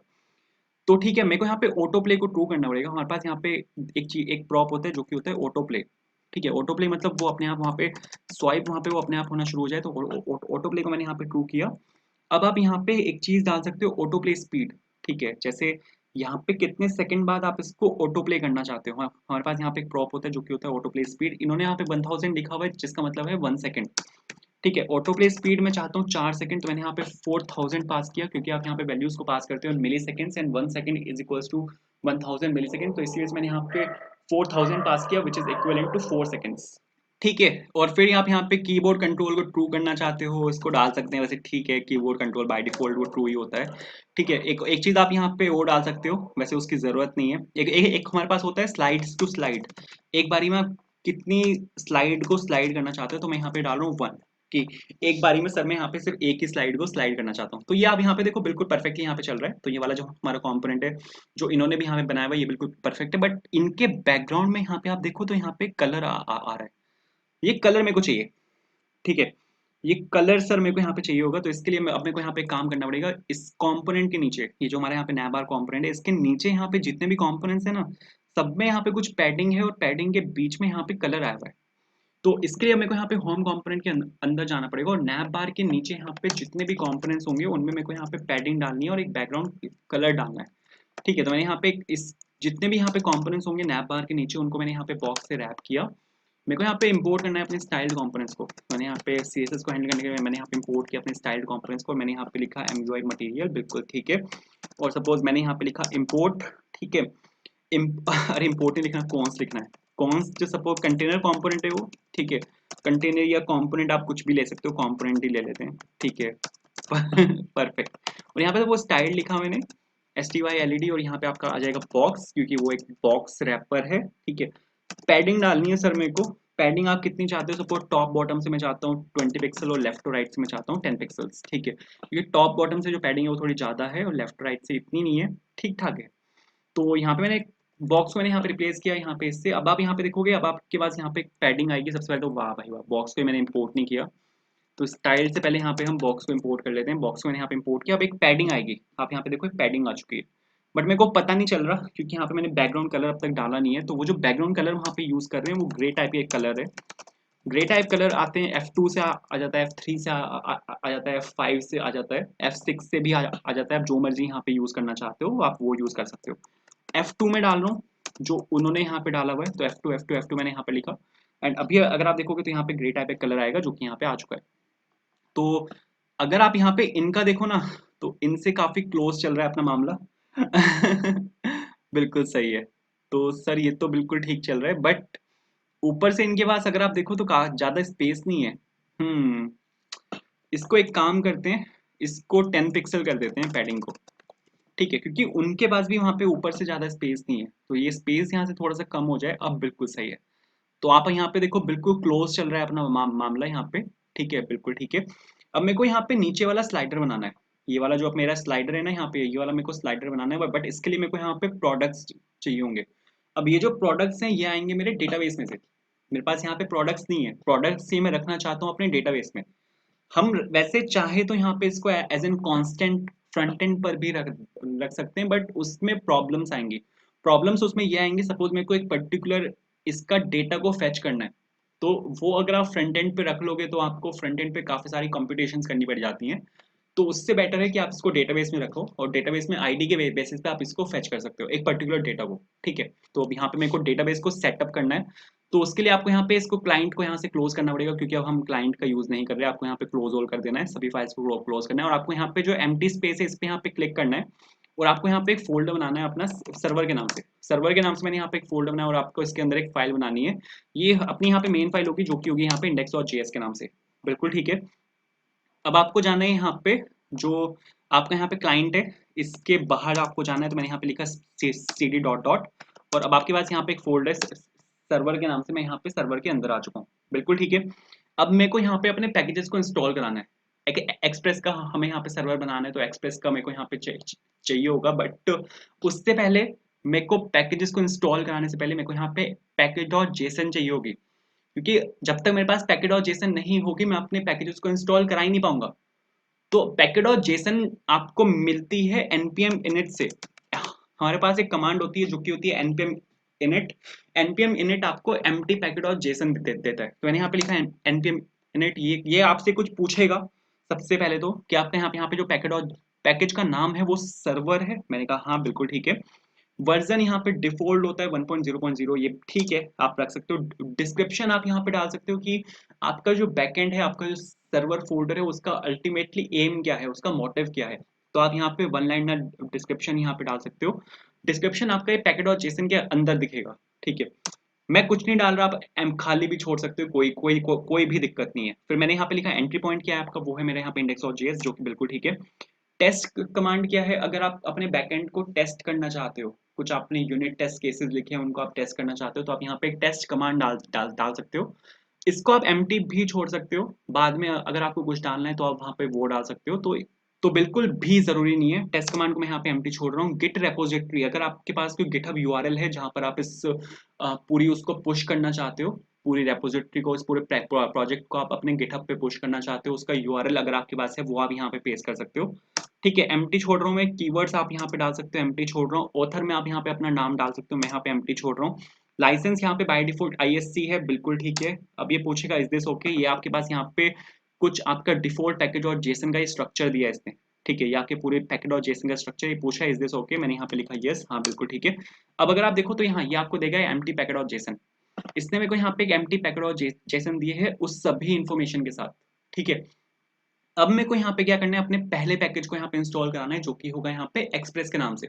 अब मेरे को यहाँ पे एक्सप्रेस का एक सर्वर बनाना है, तो आपको यहाँ पे लिखना है npm इंस्टॉल एक्सप्रेस। मैंने यहाँ पे npm इंस्टॉल एक्सप्रेस लिखा और ये यहाँ पे क्या करेगा, एक्सप्रेस को यहाँ पे इंस्टॉल करना स्टार्ट कर देगा। तो एक्सप्रेस को यहाँ पे इसने इंस्टॉल कर दिया। एंड अगर आप यहाँ पे देखो तो यहाँ पे मेरे पास एक की आई है डिपेंडेंसीज के नाम से, जिसके अंदर यहाँ पे आई है एक्सप्रेस। एंड यहाँ पे जैसे मैंने एक्सप्रेस को इंस्टॉल किया, इसने यहाँ पे पैकेट लॉग डॉट जेसन को जनरेट कर दिया। एंड यहाँ पे नोड मॉड्यूल्स को भी इसने अपने आप जनरेट कर दिया। बिल्कुल ठीक है। अब आपको यहाँ पे इंडेक्स और जेएस के अंदर जाना है। अब आपको यहाँ पे अपने एक्सप्रेस को इंपोर्ट कराना है। इससे पहले अगर आपने नोड जेएस के साथ काम किया तो आपने शायद ऐसे लिखा होगा, const express is equals to require express. ठीक है, बट अब यहाँ पे अगर आप लेटेस्ट नोड जेएस का यूज कर रहे हो, नोड जेएस का जो लेटेस्ट वर्जन है वो शायद 15 या 16 को चल रहा है, अगर आप उनका यूज कर रहे हो, ठीक है, तो यहाँ पे अब आपको ये लिखने की जरूरत नहीं है। अब यहाँ पे ES6 के कॉन्सेप्ट्स आ चुके हैं नोड जेएस में। तो अब आप यहाँ पे लिख सकते हो सीधा import statement, import express from express. ठीक है, अब आप यहाँ पे ये भी लिख सकते हो, बिल्कुल परफेक्ट चलेगा। ये जो लेटेस्ट ES6 के कॉन्सेप्ट्स हैं ये नोड जेएस में भी आ चुके हैं। इसके बाद आपको यहाँ पे बट प्रॉब्लम यहाँ पर ये है कि आपका जो एक्सप्रेस है उसको आपको बताना पड़ता है अलग से कि आप यहाँ पे जो ES6 के कॉन्सेप्ट्स हैं उनका यहाँ पे यूज कर रहे हो। तो आपको यहाँ पे पैकेट और जेसन के अंदर जाना है और आपको यहाँ पे कॉमे के बाद आपको यहाँ पे लिखना है टाइप होगा आपका यहाँ पे मॉड्यूल। आपको यहाँ पे बताना पड़ता है टाइप मॉड्यूल करके कि आप यहाँ पे ES6 के कॉन्सेप्ट का यूज कर रहे हो। इस अगर आप यहाँ पे टाइप मॉड्यूल लिख देते हो तो उसके बाद ये यहाँ पे इसको परफेक्टली उठाएगा। ठीक है, तो सर ये तो बिल्कुल ठीक है। अब आपको यहाँ पे एक्सप्रेस को इनिशियलाइज करना पड़ता है, तो मैंने यहाँ पे एक ऐप वेरिएबल लेके उसको मैंने यहाँ पे एक्सप्रेस को एज अ फंक्शन यहाँ पे इनिशियलाइज किया। अब मेरे को यहाँ पे एक्सप्रेस का सर्वर बनाना है। ठीक है, एक्सप्रेस का सर्वर बनाने के लिए हम यहाँ पे एक फंक्शन का यूज करते हैं जो कि होता है आपका लिसन फंक्शन। ठीक है, लिसन फंक्शन की हेल्प से आप एक्सप्रेस का सर्वर बना सकते हो। ये जो लिसन फंक्शन होता है दो आर्ग्यूमेंट लेता है। पहला जो आर्ग्यूमेंट होता है वो होता है आपका पोर्ट नंबर, कि आपको अपने सर्वर को कौन से पोर्ट पे चलाना है। मैं चाहता हूँ सपोज कि मैं यहाँ पे इसको चलाऊँ 8000 पोर्ट के ऊपर, तो मैंने यहाँ पे इसको 8000 लिया। एंड आपको यहाँ पे लिखना है पोर्ट, ठीक है, as a first argument. Second argument जो होता है वो एक कॉल बैक फंक्शन होता है। अगर आप चाहते हो कि सर्वर के चलने के बाद अगर आप कुछ एक्शन परफॉर्म करना चाहते हो तो वो आप उस कॉल बैक फंक्शन के अंदर कर सकते हो, बट मेरे को ऐसा कुछ नहीं करना, तो मैं यहाँ पे सिंपल कंसोल को प्रिंट करवा रहा हूँ। ठीक है, मैंने यहाँ पे लिखा console.log और यहाँ पे मैं सपोज बैकटिक मैंने यहाँ पे लगाया और मैं यहाँ पे एक ये डाल रहा हूँ कि जैसे ही मैं सर्वर रन हो जाए तो मेरे को पता चल जाए। ठीक है, मैंने यहाँ पे लिखा सर्वर रनिंग और सपोज सक्सेसफुली ऑन पोर्ट और यहाँ पे सपोज मैंने यहाँ पे पोर्ट नंबर को कनकैट करा दिया। मैंने यहाँ पे लिखा server running successfully on port 8000। ठीक है, ये बिल्कुल परफेक्टली यहाँ पे कंसोल पे आके प्रिंट हो जाएगा जब मेरा सर्वर एक्चुअल में रन हो जाएगा। ठीक है, तो बिल्कुल ठीक है, चला के देखते हैं। तो इसको चलाने के लिए हम यहाँ पे यूज करेंगे अपने नोड जेएस का। ठीक है, नोड जेएस की हेल्प से आप अपने एक्सप्रेस के सर्वर को रन कर सकते हो। तो नोड की हेल्प से हम यहाँ पे इसको चलाएंगे, बट मैं चाहता हूँ कि जैसे हमने रिएक्ट को चलाया था एक स्टार्ट स्क्रिप्ट की हेल्प से, वैसे मैं इसको चलाना चाहता हूँ। बट यहाँ पे मेरे पास कोई स्टार्ट स्क्रिप्ट नहीं है। अगर आपके पास कोई स्टार्ट स्क्रिप्ट नहीं है तो आप एक स्टार्ट के नाम से एक स्क्रिप्ट बना भी सकते हो। मैंने यहाँ पे सपोज लिखा स्टार्ट। ठीक है, स्टार्ट के बाद आप यहाँ पे लिख सकते हो नोड, क्योंकि नोड की हेल्प से हम एक्सप्रेस का सर्वर चलाते हैं। कौन सी फाइल को आपको रन करना है, कौन सी आपकी मेन फाइल है, उसका आपको यहाँ पे नाम डालना होता है। तो मैंने यहाँ पे लिखा index.js। तो मैंने यहाँ पे लिखा नोड index.js और आपको यहाँ पे कुछ नहीं करना, सर्वर फोल्डर के अंदर आपको यहाँ पे लिखना है npm start। जैसे आप यहाँ पे npm start लिखोगे आपका एक्सप्रेस का सर्वर यहाँ पे रन होना स्टार्ट हो जाएगा। आप यहाँ पे देखो npm start लिखते इसने यहाँ पे रन किया है नोड index.js को, एंड यहाँ पे server is running successfully on port 8000। आप इसको चेक भी कर सकते हो। अगर मैं आपको यहाँ पे चेक करके दिखाऊं, मैंने यहाँ पे लिखा सपोज लोकल होस्ट और मैं यहाँ पे डाल रहा हूँ 8000। तो यहाँ पे आया है can not gate. Can not gate मेरे को यहाँ पे सक्सेसफुली ये बता रहा है कि आपका जो सर्वर है वो यहाँ पे चल चुका है। कैन नॉट गेट यहाँ पे इसलिए आया है क्योंकि कोई एपीआई मैच नहीं हुई। ठीक है, यहाँ पे कोई एपीआई मैच नहीं हुई जो इससे मैच हो जाए, तो यहाँ पे कैन नॉट गेट। और आप यहाँ पे देखो कंसोल पे एरर भी आई होगी। आप यहाँ पे देखो fail to load resource, the server responded with a status of 404 की इसको यहाँ पे कोई एपीआई नहीं मिली, तो इसने यहाँ पे 404 दिया है। कन्वेंशनल जो एरर्स होती हैं वो अगर मैं आपको यहाँ पे दिखाऊँ, मैं यहाँ पे चला आ रहा हूँ लोकल होस्ट 9000 पे मेरा कोई पोर्ट नहीं चल रहा, तो यहाँ पे जो एरर आएगी इस टाइम पे वो डिफरेंट आएगी। कैन नॉट लोड, हाँ ये वाली एरर है, this site can't be reached. तो यहाँ पे एरर डिफरेंट आई है क्योंकि यहाँ पे मेरा कोई पोर्ट नहीं चल रहा, बट यहाँ पर मेरा पोर्ट चल रहा है, तो यहाँ पे जो एरर है वो डिफरेंट है। तो एक्सप्रेस का जो सर्वर है वो मेरा यहाँ पे सक्सेसफुली रन हो चुका है। इसके बाद अभी मैंने यहाँ पे नोड का एक सर्वर बनाया, मतलब सर्वर तो एक्सप्रेस का है बट मैं उसको रन कर रहा हूँ यहाँ पे नोड की हेल्प से। बट नोड में क्या होता है, नोड नोड है ना आपके चेंजेस को डिटेक्ट नहीं करता। अगर सपोज मैंने यहाँ पे कुछ भी चेंज किया, मैंने यहाँ पे सपोज है हेलो लिख के इसको सेव किया, तो आप यहाँ पे देखो यहाँ पे मेरे पास जो है हेलो है वो प्रिंट नहीं हुआ अपने आप। आपको यहाँ पे सर्वर को मैनुअली रोकना पड़ेगा, फिर आपको यहाँ पे वेट करनी पड़ेगी, एंथम स्टार्ट आपको फिर से रन करना पड़ेगा, और उसके बाद आपका यहाँ पे हेलो जाके प्रिंट होगा। तो अगर अगर मेरे को बार बार सर्वर को रिस्टार्ट करना पड़ रहा है तो ब्रो ये तो बहुत दिक्कत की बात है। ठीक है, तो इसको टैकल करने के लिए हम यहाँ पे एक लाइब्रेरी का यूज कर सकते हैं जो कि होता है नोडमोन। ठीक है, मैंने यहाँ पे लिखा npm install नोडमोन। नोडमोन क्या क्या करता है, जैसे आप अपनी फाइल को सेव करते हो वो उस चेंज को डिटेक्ट कर लेता है फाइल के सेव करते ही, और आपके सर्वर को खुद से रीस्टार्ट मार देता है। तो नोडमोन बहुत सही चीज है। ठीक है, तो मैंने यहाँ पे नोडमोन को सपोज इंस्टॉल किया एंड ये शायद इंस्टॉल हो भी चुका, हाँ इंस्टॉल हो चुका। अब यहाँ पे मैं चला रहा था नोड का सर्वर। अब आपको नोड की जगह चलाना है नोडमोन का सर्वर, आपको यहाँ पे नोड की जगह नोडमोन लिखना है। और मैंने यहाँ पे लिखा सपोज npm start। अब यहाँ पे ये नोडमोन को चलाएगा एंड बिल्कुल परफेक्ट चल रहा है। तो यहाँ पे हेलो आया, अगर मैं यहाँ पे हेलो को हटाता हूँ और मैंने यहाँ पे सेव किया, तो आप यहाँ पे देखो रीस्टार्ट इसने अपने आप कर दिया, और जो प्रिंट है वो भी यहाँ पे इसने अपने आप मार दिया। अब इसके बाद मेरे को यहाँ पे क्या करना है, मेरे को अब यहाँ पे अपना डेटाबेस को सेटअप करना है। ठीक है, डेटाबेस को सेटअप करने के लिए आपको यहाँ पे वापस आना है और आपको यहाँ पे चलाना है cloud.mongodb.com। हम यहाँ पे यूज करने वाले हैं cloud.mongodb.com का। मैंने यहाँ पे cloud.mongodb.com लिखा। ठीक है, ये आपसे शायद लॉगिन पूछेगा या साइन अप पूछेगा। अगर ये आपसे लॉगिन पूछ रहा है तो लॉगिन कर लेना, अगर ये आपसे साइन अप पूछ रहा है, आपका अकाउंट ऑलरेडी नहीं है, तो आप साइन अप कर सकते हो। इसने डायरेक्टली मेरे को यहाँ पे खोल दिया इसने मुझसे लॉगिन पूछा ना, मैंने साइन अप पूछा। शायद इससे पहले मैंने शायद किया हुआ होगा तो इसने मुझसे पूछा नहीं। अगर आपसे पूछ रहा है, तो अगर ये साइन अप पूछ रहा है ना, तो इस अकाउंट यहाँ पे फ्री में क्रिएट होता है, आप यहाँ पे परफेक्टली यहाँ पे साइन अप कर सकते हो। ठीक है, अगर ये लॉगिन पूछ रहा है तो आप लॉगिन कर सकते हो। उसके बाद आप यहाँ पे इस वाली स्क्रीन पे आओगे। ठीक है, यहाँ पे लिखा हुआ है क्रिएट अ डेटाबेस और बिल्ड अ डेटाबेस, आपको यहाँ पे क्लिक करना है बिल्ड अ डेटाबेस पे। ठीक है, उसके बाद यहाँ पे 3 ऑप्शन है, 2 पेड है, एक यहाँ पे फ्री है। हम यहाँ पे फ्री वाले क्लिक करेंगे। मैंने यहाँ पे इस पे क्लिक किया क्रिएट पे, और यहाँ पे पूछ रहा है कि आपको सर्विस प्रोवाइडर कौन सा चाहिए, AWS चाहिए, गूगल क्लाउड चाहिए, या फिर एजोर चाहिए। यहाँ पे फर्स्ट ऑप्शन AWS है, मैं यहाँ पे AWS ही चाहता हूँ। इसके सर्वर कौन सा सर्वर आपको चाहिए, मुंबई सर्वर में चाहता हूँ क्योंकि मुंबई सर्वर यहाँ से क्लोजेस्ट है। उसके बाद क्लस्टर टायर, कितनी रैम चाहिए, कितनी स्टोरेज चाहिए। ठीक है, एडिशनल अगर आपको कुछ चाहिए क्या। क्लस्टर नेम आप यहाँ पे चेंज कर सकते हो, बाकी तो आपको कुछ भी छेड़ने की जरूरत नहीं है। क्लस्टर नेम में डाल दूँ सपोज यहाँ पे ई कॉमर्स, क्योंकि ये हम यहाँ पे बना रहे हैं कि ई कॉमर्स वेबसाइट, तो मैंने यहाँ पे लिखा ई कॉमर्स वेब। ठीक है, क्रिएट क्लस्टर मैंने यहाँ पे क्लिक किया, तो ये क्या करेगा, हमारे यहाँ पे डेटाबेस बनाना स्टार्ट कर देगा। बट उससे पहले ये कुछ इन्फॉर्मेशन पूछता है। सबसे पहले तो कौन सा यूजर आपके डेटाबेस को एक्सेस कर सकता है, आपको यहाँ पे एक यूजर क्रिएट करना पड़ेगा जो आपके डेटाबेस को एक्सेस कर सकता है। तो मैंने यहाँ पे यूजर नेम में सपोज यूजर लिखा, और पासवर्ड में मैं सपोज डाल रहा हूँ यहाँ पे code for interview.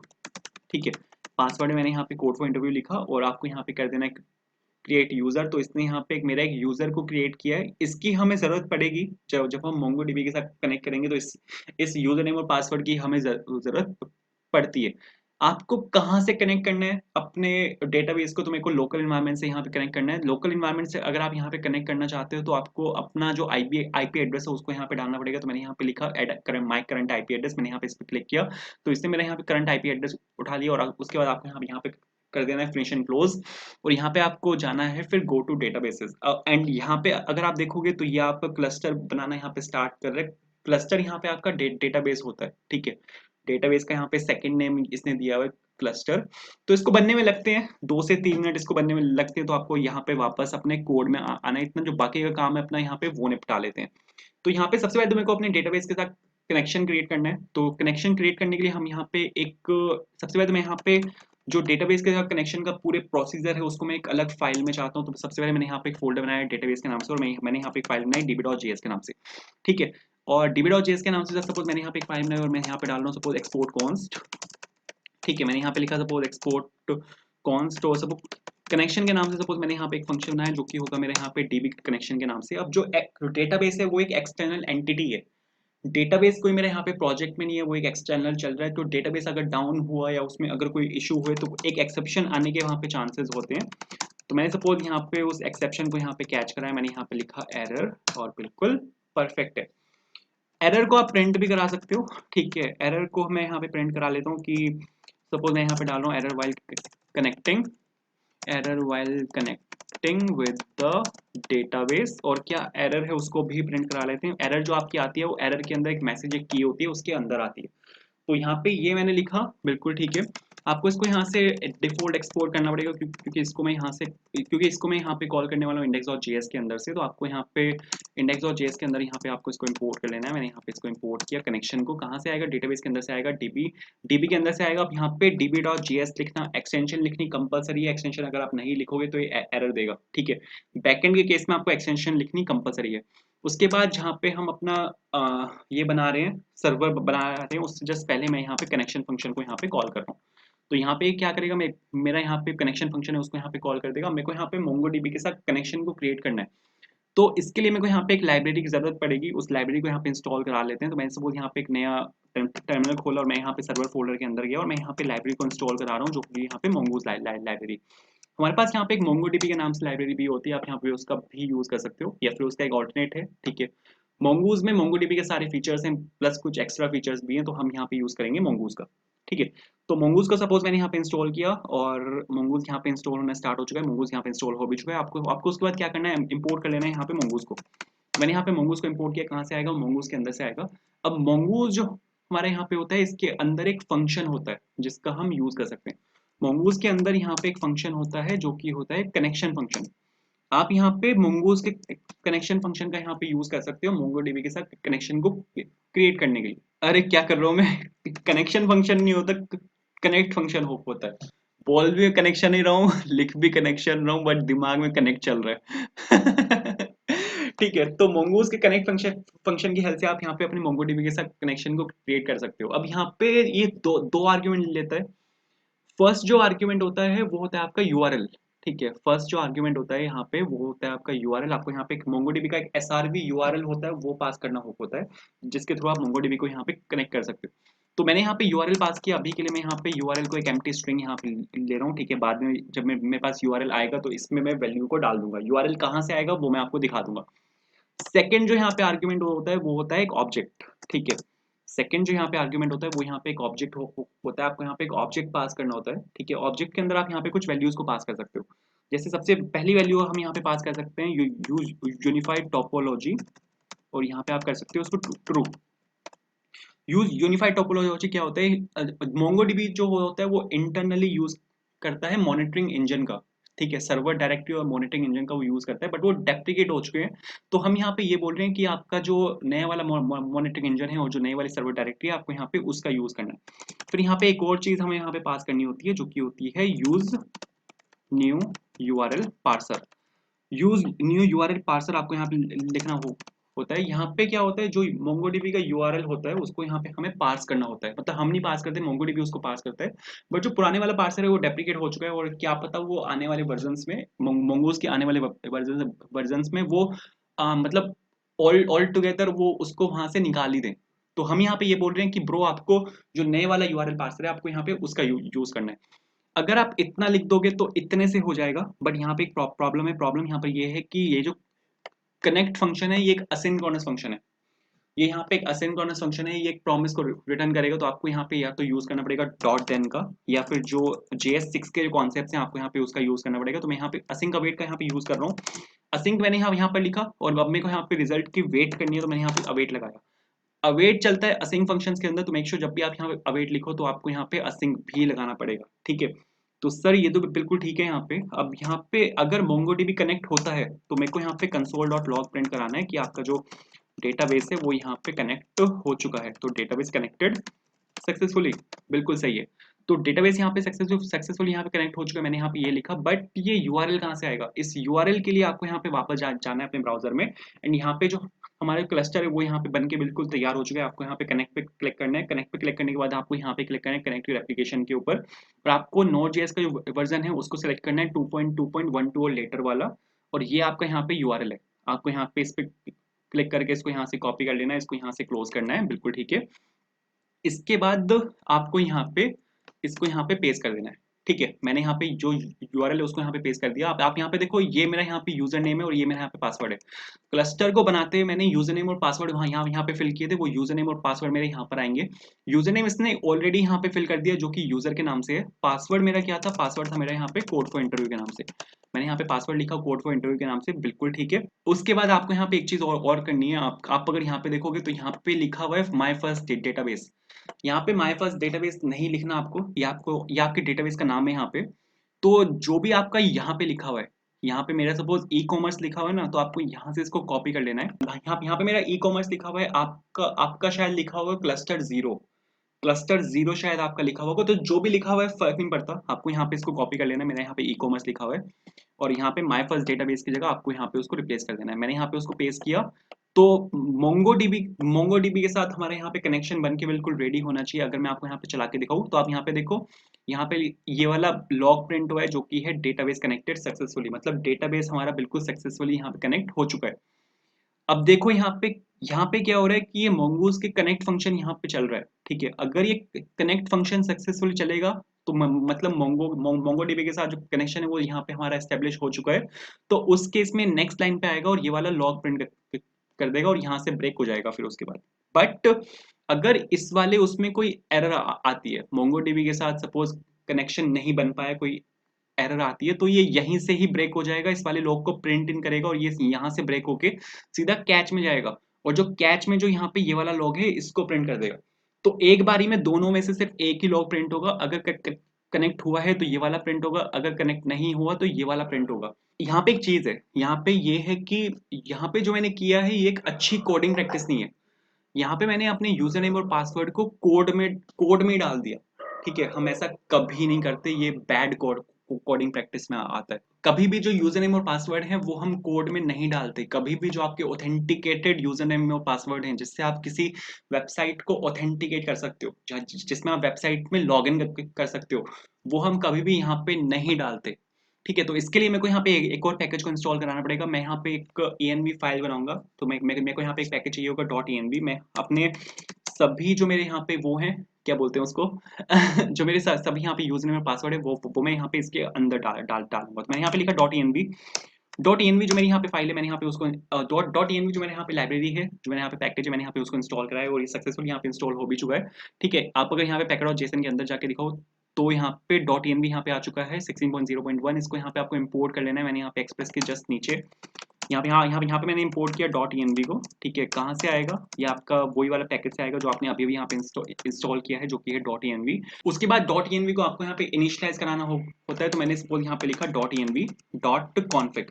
Config function का यूज करके आप इसको यहाँ पे इनिशियलाइज करा सकते हो। उसके बाद आपको यहाँ पे एक फाइल बनानी है। जो आपकी फाइल होगी वो यहाँ पे टॉप लेवल पे होगी, तो आपको यहाँ पे सर्वर पे राइट क्लिक करना है। यहाँ पे आपको एक फाइल बनानी है, डॉट लिखना है आपको, फुल स्टॉप वाला जो डॉट होता है आपको यहाँ पे वो लगाना है, इसको मिस मत करना। .env आपको यहाँ पे लिखना है .env, ठीक है। अब यहाँ पे मेरे को दो वेरिएबल लेने। पहला वेरिएबल होगा मेरा यूजर नेम के नाम से, db_यूजर नेम मैंने यहाँ पे लिया इज इक्वल्स टू, कोई स्पेस नहीं डालना आपको, कोई सेमीकोलन नहीं लगाना है। यहाँ पे मैंने लिखा यूजर, कोई स्पेस नहीं डालना, कोई सेमीकोलन नहीं लगाना, कुछ नहीं करना, ठीक है। उसके बाद जो नेक्स्ट है वो है db_पासवर्ड, db_ एंड सपोज पासवर्ड, अरे पासवर्ड, परफेक्ट। और मैं यहाँ पे मैंने लिखा सपोज पासवर्ड क्या है मेरा, यहाँ पे पासवर्ड है मेरा यहाँ पे कोड फॉर इंटरव्यू, ठीक है। अब यहाँ पे मेरा env फाइल में इसको लिखने का क्या क्या फायदा हुआ? env फाइल को हम कभी भी पुश नहीं करते। env फाइल अगर आप देखोगे ना, तो अगर आप रिएक्ट में भी देखोगे, रिएक्ट में एक .env फाइल आती है, उस .env फाइल को हम कभी भी पुश नहीं करते, ना गिटहब पे ना प्रोडक्शन में हम कभी भी पुश नहीं करते। .env फाइल के अंदर जितने भी वेरिएबल्स होते हैं वो हम अलग से इंसर्ट करते हैं जब भी हम अपनी एप्लीकेशन को डिप्लॉय करते हैं, ठीक है। तो इसका बहुत फ़ायदा होता है, तो मतलब ठीक है, अच्छी चीज़ है। तो यहाँ पे index.js में मैं आया मैं index.js में सबसे पहले मेरे को यहाँ पे अपना यूज़र नेम निकालना है। तो सपोज़ मैंने यहाँ पे लिखा और user name is equals to कहाँ से आएगा ये .env से। अगर आपको कुछ भी निकालना है तो उसके लिए आपको लिखना पड़ता है यहाँ पे process.env और यहाँ पे आपका वेरिएबल का नेम जो कि है सपोज़ यूज़र नेम के नाम से। मैंने यहाँ पे process.env.username लिखा, उसके बाद मेरे को यहाँ पे पासवर्ड निकालना है। मैंने यहाँ पे कॉन्स दिया पासवर्ड के नाम से और मेरे को यहाँ पे .env फाइल से वो पासवर्ड निकालना है जो कि है मेरा db_password के अंदर। मैंने यहाँ पे उस वेरिएबल का नाम लिखा db_password। बिल्कुल ठीक है। अब मेरे को यूज़र नेम और पासवर्ड यहाँ से पास करने में मैंने यहाँ पे लिखा यूज़र नेम कॉमा पासवर्ड, क्योंकि यहाँ पे ये वाला कनेक्शन फंक्शन है मेरा जो डेटाबेस के साथ कनेक्शन बना रहा है। तो मैंने यहाँ पे कनेक्शन के अंदर यहाँ पे मैंने यूज़र नेम और पासवर्ड यहाँ पे पास किए, ठीक है। उसके बाद आपको यहाँ पे db.js के अंदर जाना है। पीछे से मेरे पास यहाँ पे आ रहा है यूजर नेम और पासवर्ड। मैंने यहाँ पे लिखा suppose user name comma password. मैंने यहाँ पे उन दोनों को यहाँ से आर्ग्यूमेंट पे यहाँ पे पास किया, ठीक है।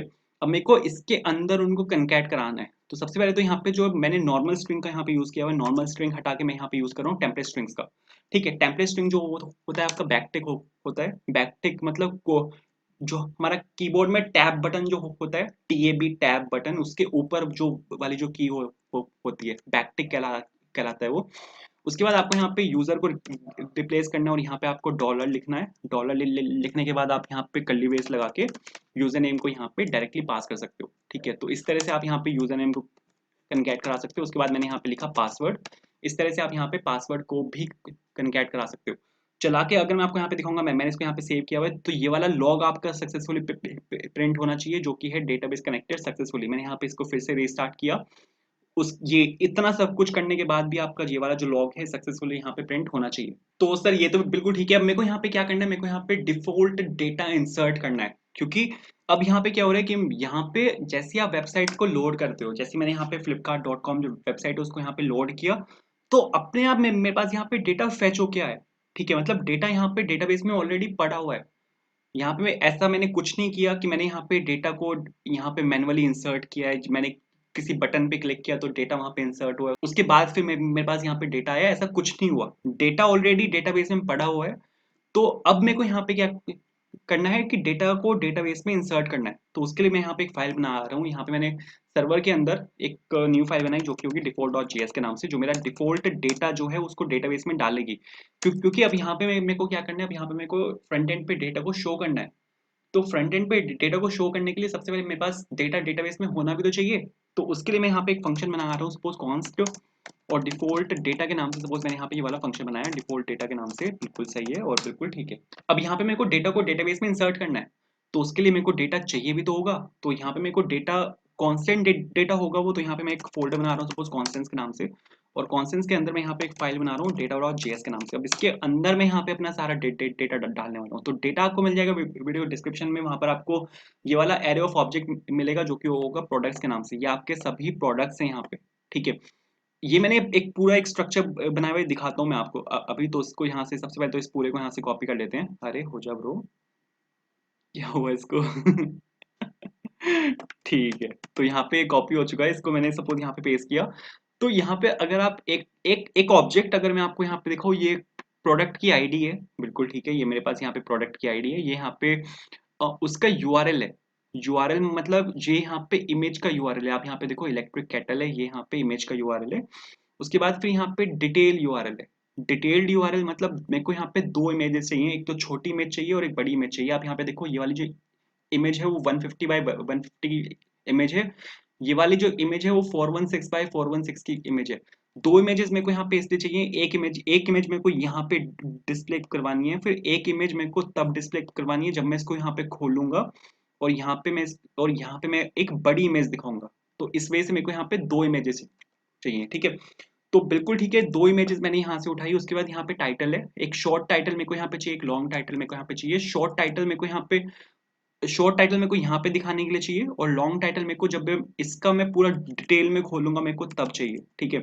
और फिर यहाँ पे उसके प्राइस हैं, क्वांटिटी है, ठीक है। इनिशियल क्वांटिटी मैंने इसकी यहाँ पे 1 ली हुई है, ठीक है, बिल्कुल ठीक है। उसके बाद में यहाँ पे एक छोटा डिस्क्रिप्शन है, कोई डिस्काउंट अगर इस पे चल रहा है तो अब आप यहाँ पे डाल सकते हो। एक यहाँ पे इस प्रोडक्ट इस वाले प्रोडक्ट की टैगलाइन है, तो यहाँ पे एक ये छोटा सा है यहाँ पे, ठीक है।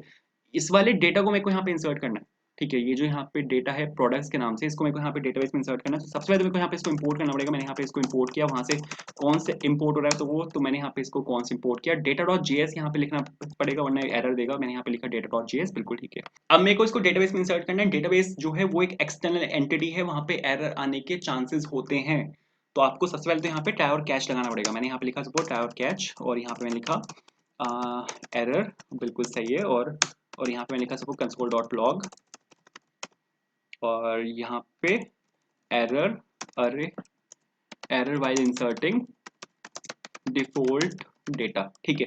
Error while inserting default data, और यहाँ पे आ जाएगा आपका एरर डॉट मैसेज। क्या एरर है उसको भी मैं यहाँ पे प्रिंट करवा लेता हूँ। अब मेरे को यहाँ पे जो मेरा डेटा है उसको यहाँ पे इंसर्ट करना है, बट उससे पहले मेरे को डेटा को वैलिडेट भी तो करना पड़ेगा। आप यहाँ पे एक चीज सीखी होगी कि जब भी हम डेटाबेस में इंसर्ट करते हैं, कुछ भी अगर हम इंसर्ट कर रहे हैं ना, तो हम पहले उसको वैलिडेट करते हैं कि क्योंकि जो डेटा का कंट्रोल होता है वो हमारे पास नहीं होता, ठीक है। अगर सपोज फ्रंट एंड से डेटा आ रहा है या किसी थर्ड पार्टी से डेटा आ रहा है हमारे पास, तो हमें पहले उसको वैलिडेट करना होता है कि जो जो फील्ड्स हमें चाहिए वो फील्ड्स उसमें है या नहीं है, ठीक है। तो आपको यहाँ पे जो पूरा डेटा है उसको वैलिडेट करना पड़ता है। जैसे मेरी जो रिक्वायरमेंट है वो यहाँ पे ये वाला एक ऑब्जेक्ट है। मेरी जो रिक्वायरमेंट है वो एक ऑब्जेक्ट है कि मेरे को यहाँ पे एक ऑब्जेक्ट चाहिए। ऑब्जेक्ट के अंदर ये वाली आईडी फील्ड होनी चाहिए, यूआरएल होना चाहिए, डिटेल यूआरएल होना चाहिए, टाइटल होना चाहिए, और टाइटल यहाँ पे एक ऑब्जेक्ट होना चाहिए। आईडी एक स्ट्रिंग होनी चाहिए, यूआरएल स्ट्रिंग होनी चाहिए, डिटेल यूआरएल एक स्ट्रिंग होनी चाहिए। वैसे इतनी डिटेल में हम जाके वैलिडेट नहीं करेंगे इसको, ठीक है। बट एक आइडिया मैं आपको देना चाहता हूँ कि वैलिडेशन होती क्या है। हम यहाँ पे एक एक्सप्रेस के थ्रू, मतलब हम यहाँ पे बैकएंड में वैलिडेशन करते कैसे हैं, और वैलिडेशन जरूरी होती है, ठीक है। आप ब्लाइंडली डेटाबेस में डेटा नहीं डाल सकते, आपको उसको वैलिडेट करना होता है, ठीक है। तो आई होप क्लियर हुआ होगा। तो सपोज मैं यहाँ पे एक फोल्डर बना रहा हूँ, सपोज मॉडल के नाम से, ठीक है। इसको हम एक मॉडल बोलते हैं, वैसे इसको स्कीमा भी बोला जाता है, ठीक है, कि हम यहाँ पे एक स्कीमा बनाना चाहते हैं।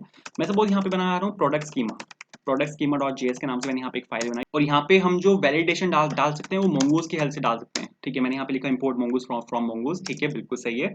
और मैंने यहाँ पे लिखा न्यू मोंगूज, ठीक है। मोंगूज के अंदर हमारे पास, अरे ये क्या हो गया, मोंगूज के अंदर हमारे पास यहाँ पे एक फंक्शन होता है जो कि स्कीमा के नाम से होता है, ठीक है। स्कीमा के नाम से यहाँ पर हमारे पास एक फंक्शन होता है जिसमें हम अपनी वैलिडेशन डाल सकते हैं।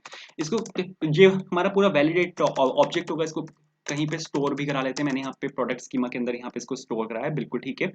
अब वो एक ऑब्जेक्ट होगा, ऑब्जेक्ट को मेरे को यहाँ पे वैलिडेट करना है, तो मैंने यहाँ पे एक ऑब्जेक्ट लिया इसके अंदर, ठीक है, जिसमें सबसे पहली जो फील्ड है वो एक स्ट्रिंग है। सबसे पहली फील्ड यहाँ पे एक आईडी है जो कि एक स्ट्रिंग है, उसके बाद यहाँ पे एक यूआरएल है, और यूआरएल भी एक स्ट्रिंग है, ठीक है। फिर यहाँ पे है डिटेल यूआरएल, ठीक है, डिटेल यूआरएल है जो कि एक स्ट्रिंग है। आप यहाँ पे देखो मेरे पास यहाँ पे यही सब कुछ है, पहली आईडी है, फिर यूआरएल है, फिर यहाँ डिटेल यूआरएल है, फिर यहाँ पे टाइटल है जो कि एक ऑब्जेक्ट है।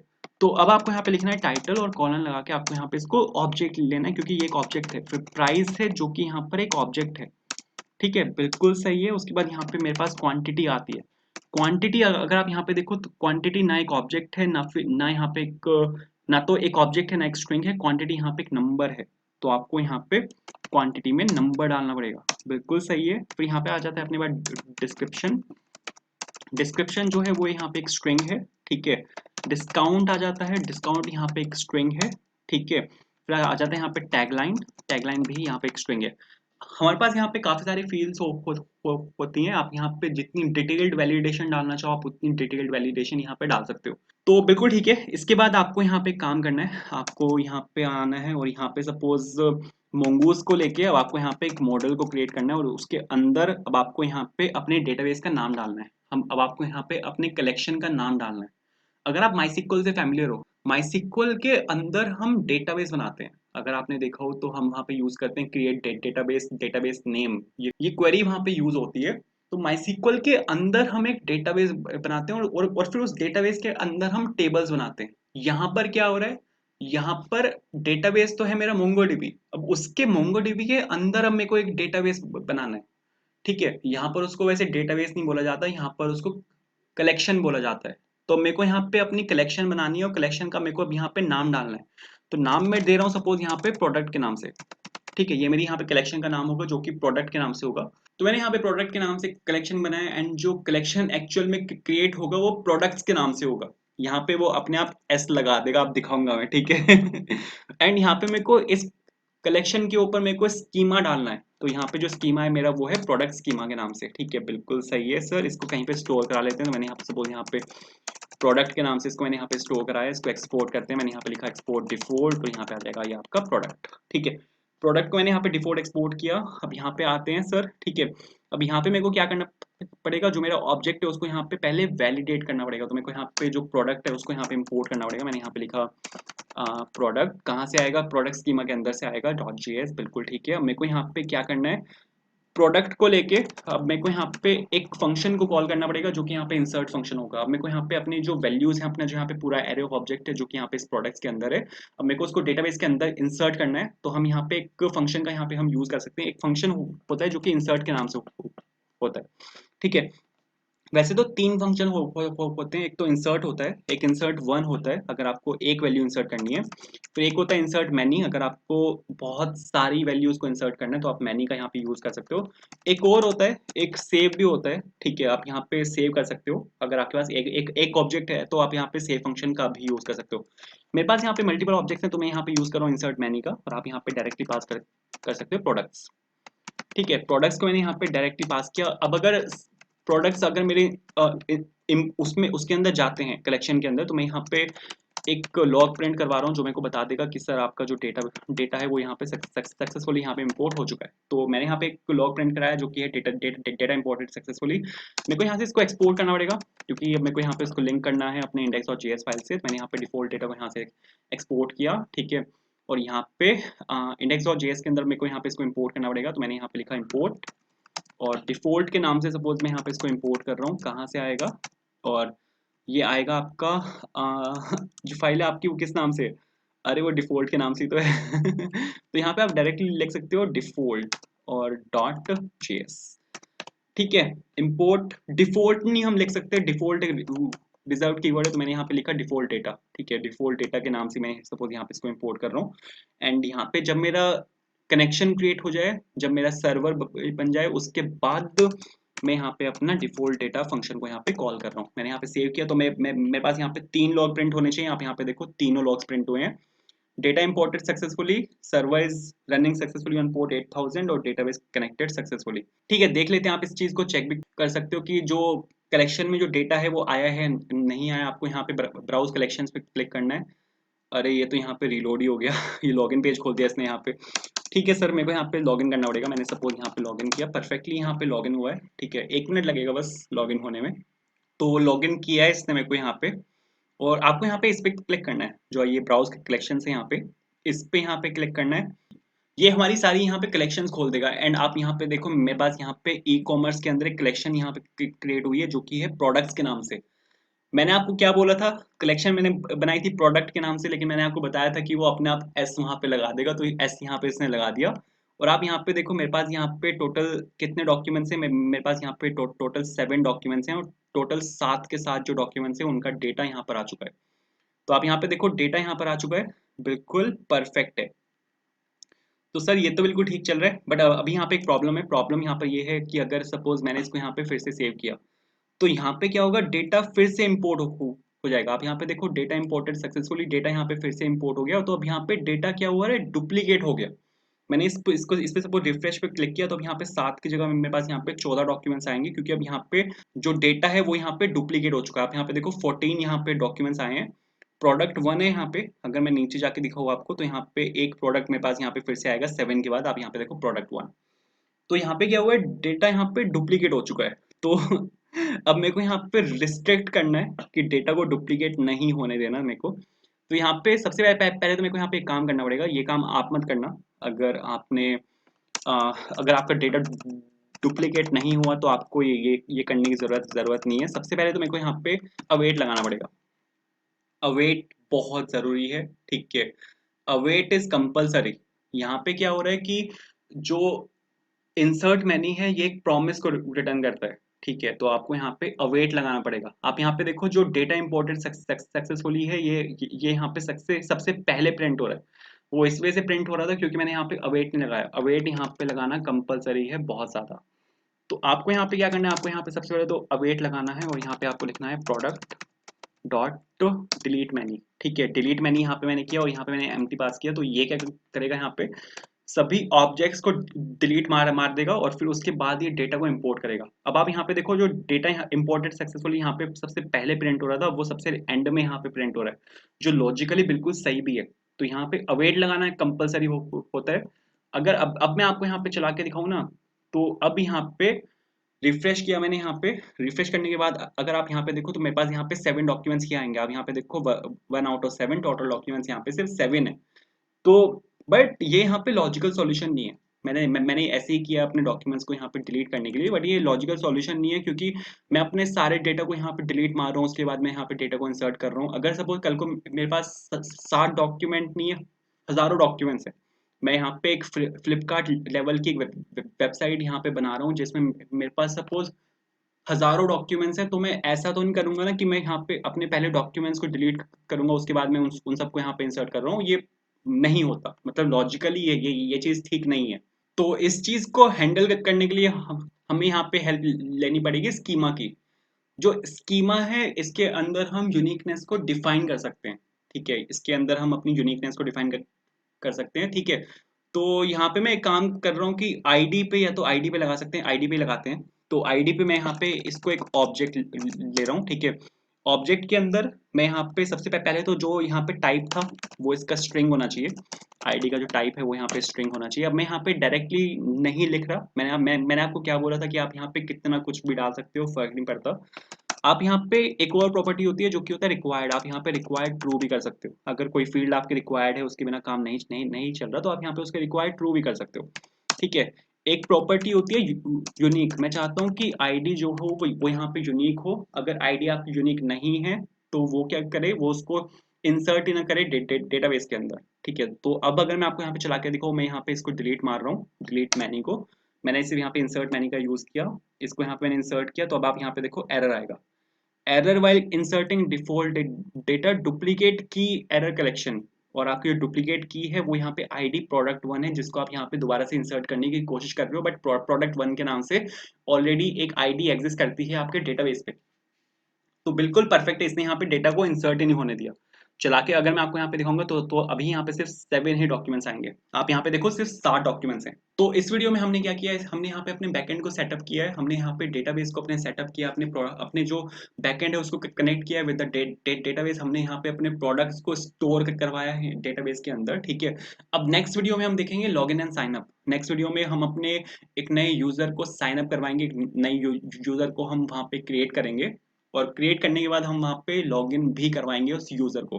तो ये सब हम देखेंगे नेक्स्ट वीडियो में। तो अगर आपको वीडियो पसंद आई है तो यार लाइक जरूर करना, अगर आप चैनल पर नए हो सब्सक्राइब करना, कहीं पे कोई भी इशू है कमेंट जरूर करना। आप हमें फॉलो कर सकते हैं टेलीग्राम इंस्टाग्राम पे, वहाँ पर आपको सर्च करना है code code for interview. And thank you so much for watching this video. Have a good day.